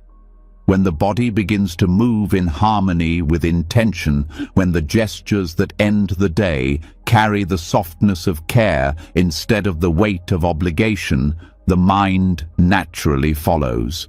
Stillness no longer feels separate from motion. What begins in ritual continues in silence. And the distance between awareness and action narrows. It is in these subtle moments, when everything feels settled, simple, and effortless, that a deeper current can be felt beneath the surface of ordinary attention. A direction that moves inward, not with force, but with inevitability. This current is not created, it is discovered. In the Pali texts, it is called anuloma kika, the function of conformity, or the alignment of the mind with the momentum of liberation. This concept belongs to a series of insights described in the stages leading to stream entry, the first irreversible shift on the path of awakening. But its essence is not reserved only for advanced practitioners. It speaks to something every meditator has access to, those brief but powerful moments when the mind drops resistance and leans into release. These are not grand breakthroughs, they are micro moments, glimpses, shifts that often pass without notice, yet leave a subtle clarity behind. The function of anuloma is not to push the mind forward, it is to match the direction of freedom. Every time you pause before reacting, every time you notice a thought and choose not to follow it, every time the breath deepens on its own without being manipulated, the mind touches this alignment. It is not dramatic. It is often quiet. But in that quiet is a signal. The wheel is turning the right way. You are no longer trying to reach peace. You are beginning to remember what it feels like when nothing blocks it. These moments are the most valuable part of a contemplative life, not because they last long, but because they are real. They show you what the mind is like when it stops chasing, and even if the insight does not stabilize, the impression remains. The body remembers, The heart softens. The mind becomes slightly more willing to trust stillness. To embody Anuloma Kika means learning to recognize these moments and allowing them to deepen, not by clinging to them, but by letting them teach you. When a thought begins to dissolve on its own and you don't interrupt it, you are embodying this function. When a judgment arises but is met with space instead of commentary, you are moving with the momentum. When a breath lengthens without effort and you allow it to unfold, you are not initiating liberation, but aligning with it. This shift is often missed because it lacks the noise we associate with transformation. There are no fireworks, no declarations, only less tension, more simplicity, a quiet willingness to remain with what is instead of adjusting it. But this is the nature of true release. It removes rather than adds. It simplifies rather than solves. It leads not through strategy, but through recognition. The function of anuloma begins when the mind no longer resists the characteristics of reality. Impermanence is not fought. Unsatisfactoriness is not denied. Non-self is not debated. These truths, when allowed, begin to dissolve the layers that were built to avoid them. You begin to see that what you were holding on to was not reality, but commentary. And when that commentary fades, a different kind of momentum takes over. It doesn't mean the path becomes passive, it becomes cooperative. You are no longer fighting the current. You are letting it carry you, and that shift changes everything. Practice stops being a task. Sleep stops being a struggle. Stillness stops being an achievement. Everything becomes a return. This kind of micro-momentum appears in all sorts of situations, when the body relaxes in meditation after initial discomfort, when the mind starts to release a looping thought without intervention, when the breath flows without control and the urge to fix it disappears. These are not the final moments of awakening, but they echo it. They are aligned with its logic. They prepare the ground for insight by removing resistance at its earliest stage. And because these moments are so small, they require a refined sensitivity. You must learn to feel not just the noise, but the space behind the noise, not just the arising of thought, but the moment it weakens, not just the breath, but the natural rest between exhale and inhale. The closer you get to these transitions, the more you begin to live inside them. Awareness stops identifying with the contents of experience and starts resting in the transitions between them. This is where the practice matures. You are no longer trying to create peace. You are recognizing its natural movement. You are letting the mind move toward less, not more. And in that reduction, there is stability. The less you feed, the steadier it becomes. The less you analyze, the clearer you see. You can support this process by training the mind to notice subtle shifts. When sitting in meditation, instead of focusing on sensations as fixed points, notice how they change, how tension rises and falls, how breath expands and softens, how thoughts emerge and fade. Train awareness to rest in the fading, not to chase it, but to witness it. This trains the mind to prefer stillness over movement, not because it should, but because it recognizes the beauty of simplicity. This preference begins to show up outside of formal practice. You find yourself pausing before answering, listening without preparing a response, breathing without needing to adjust. These are signs that anuloma is working. The mind is slowly letting go of its need to manage every detail. At night, this becomes especially powerful.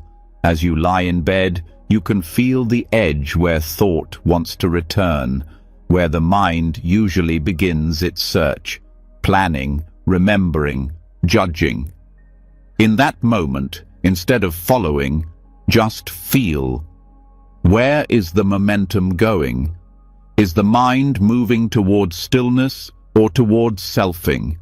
And if stillness is present, however briefly, do not disturb it. Do not analyze it. Let it settle. You may find that thoughts begin to fade before fully forming, that the breath becomes light, almost transparent, that sensations no longer demand labels. This is not sleep yet.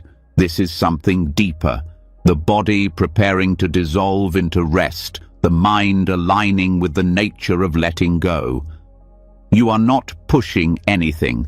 You are simply not resisting. This function also teaches you that transformation does not always require clarity in the moment. Sometimes, the most important shifts are only recognized in hindsight. You wake up feeling more rested. You move through the day with less grasping. You meet discomfort with less drama. These changes were not decided. They arose from the current you aligned with the night before. This is how deep change happens, not in declarations, but in direction. Not through control, but through alignment. And Anuloma Kika reminds you that the path of peace is not far, it is near. It begins in each moment you let go just a little earlier. Each time you trust just a little more. Each time you remain just a little longer in the space between. Eventually, you begin to trust this process so deeply that you stop needing to name it. You feel when the current is moving. You feel when the self begins to reform. And you choose again, not with willpower, but with intimacy. You choose stillness, not because you are told to, but because it has become your nature. And in that choice, sleep no longer becomes something you enter. It becomes something you fall into as a continuation of the release you've already begun. A falling not into darkness, but into alignment. Once you begin to feel the mind aligning with release, when even brief pauses in thought begin to carry a sense of peace rather than emptiness, you start to recognize that what truly supports the path is not just momentary stillness, but deep inner qualities that can hold that stillness. The momentum toward letting go must be supported by something stable within you, something that does not collapse the moment discomfort arises or emotions surface. To sustain this subtle unfolding, the heart needs strength, not through control, but through cultivation. This is where the 10 parami, the 10 perfections, become essential, not as abstract virtues, but as internal energies you can invite into your awareness each night before sleep. These 10 perfections are timeless qualities: generosity, virtue, renunciation, wisdom, energy, patience, truth, determination, loving kindness, and equanimity. They are not ideals to chase, but living energies within the heart. The Buddha himself is said to have perfected these over many lifetimes to prepare for awakening. They form the foundation not only of progress, but of balance. They guide the mind not toward effort, but toward wholeness. When you lie down at night, allowing these qualities to fill your awareness can turn the final moments of the day into sacred ground. The practice begins with intention. Before the body rests, the mind shifts gently into recollection, not as memory, but as embodiment. You don't just think about generosity, you feel it. You become it. Each parami is visualized, not as a concept, but as a moment fully lived. You allow yourself to enact the essence of each one in your imagination, like stepping into a role, not for performance, but for transformation. You begin with generosity. The mind recalls an act of giving, not only material, but emotional. You feel what it's like to offer without expecting anything, to give something with complete sincerity. Visualize the act as vividly as possible, your hands offering something needed, your heart open, the other receiving with ease. Let the feeling of spaciousness grow. You are not clinging, you are not hoarding, you are free. Let this sense of inner abundance remain as a quiet echo. Next, you shift to virtue, but not as a list of rules. Virtue here is the inner integrity that keeps the mind clean. You visualize yourself making a choice that preserves clarity, that avoids harm, that honors boundaries. It may be something simple, speaking honestly, refusing to retaliate, turning away from impulse. You see yourself choosing what uplifts instead of what reacts.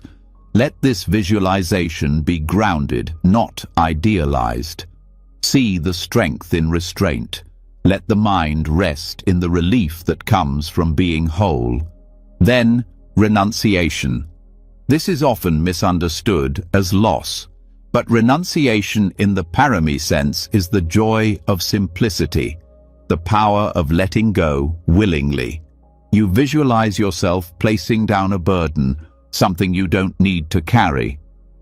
It might be a possession, a relationship dynamic, a craving. You see yourself stepping away from it, not with sadness, but with freedom. The weight lifts, the breath deepens. You feel the spaciousness that comes from needing nothing. Rest in that simplicity. With wisdom, the mind turns toward clear seeing. You visualize yourself in a situation that once confused you, but now you meet it with understanding. You see through the illusion. You know what's arising is conditioned. You do not react. There is no judgment, only clarity. Feel this as a moment of internal light cutting through fog. Let the mind rest in the insight that truth does not need to be defended. It only needs to be seen. Then energy, not physical effort, but steady persistence.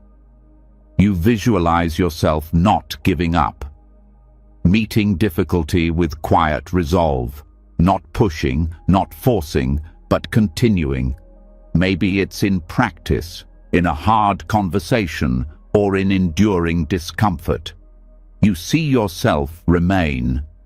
You feel that strength, not tense, not aggressive, but unwavering. Let this image settle in the body as quiet power. Now, patience. You let the mind return to a moment of waiting, not anxious waiting, but acceptance. You visualize sitting with a feeling that hasn't resolved, a person who hasn't changed, a situation that remains uncertain, and you remain with it. Not because you approve of it, but because you are not trying to escape it. You see the strength in not needing control. Let this patience soften the breath, open the heart. Truth follows. This is not only speaking truth, it is being truth. You visualize yourself saying something that is deeply honest, even when it's vulnerable. You speak with clarity, not to win, but to reveal. You see that truth is not sharp, it is steady. You feel the stability of a mind that no longer hides. You let that steadiness remain as a tone in the body, a quiet alignment. Next is determination. This parami is not stubbornness.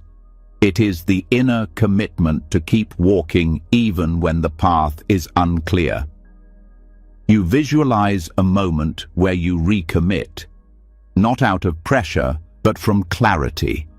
You see yourself meeting fear or resistance and continuing anyway. You feel the strength that does not come from certainty, but from remembering why you began.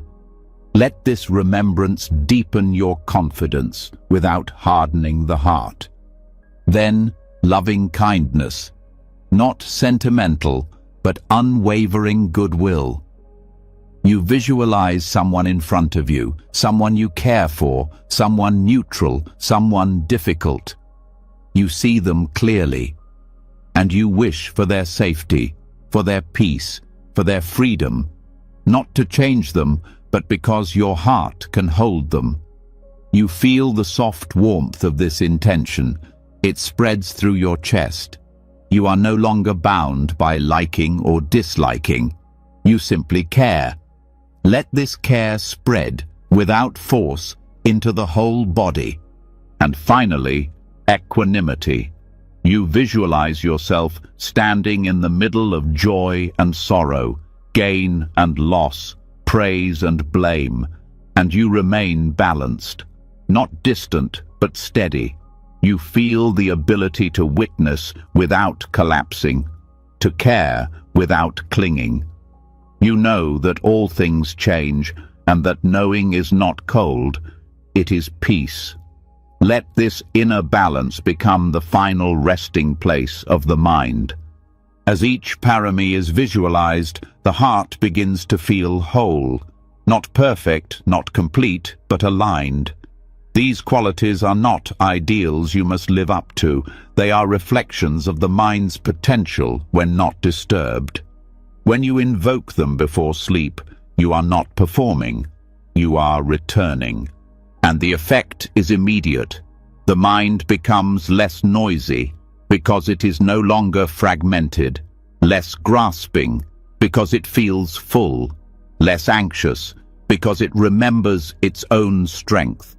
Each visualization becomes a cleansing, a soft gathering of scattered energy, a quiet reminder of what truly matters. You don't need long. Just a few minutes with each is enough. You can choose one each night, or allow the mind to rest on the ones that feel most alive. The point is not completion, it is connection. The heart that remembers generosity, truth, or patience, even for a moment, falls asleep with more peace than a mind busy with plans. And when these qualities are felt regularly, they begin to shape the inner world. The patterns of reaction soften. The sense of lack begins to dissolve. You stop trying to fix yourself. You start aligning with what was always true. The parami are not only supports for sleep, they are the architecture of peace.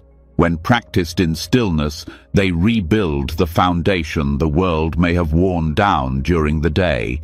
You wake with more space, more kindness, more resolve.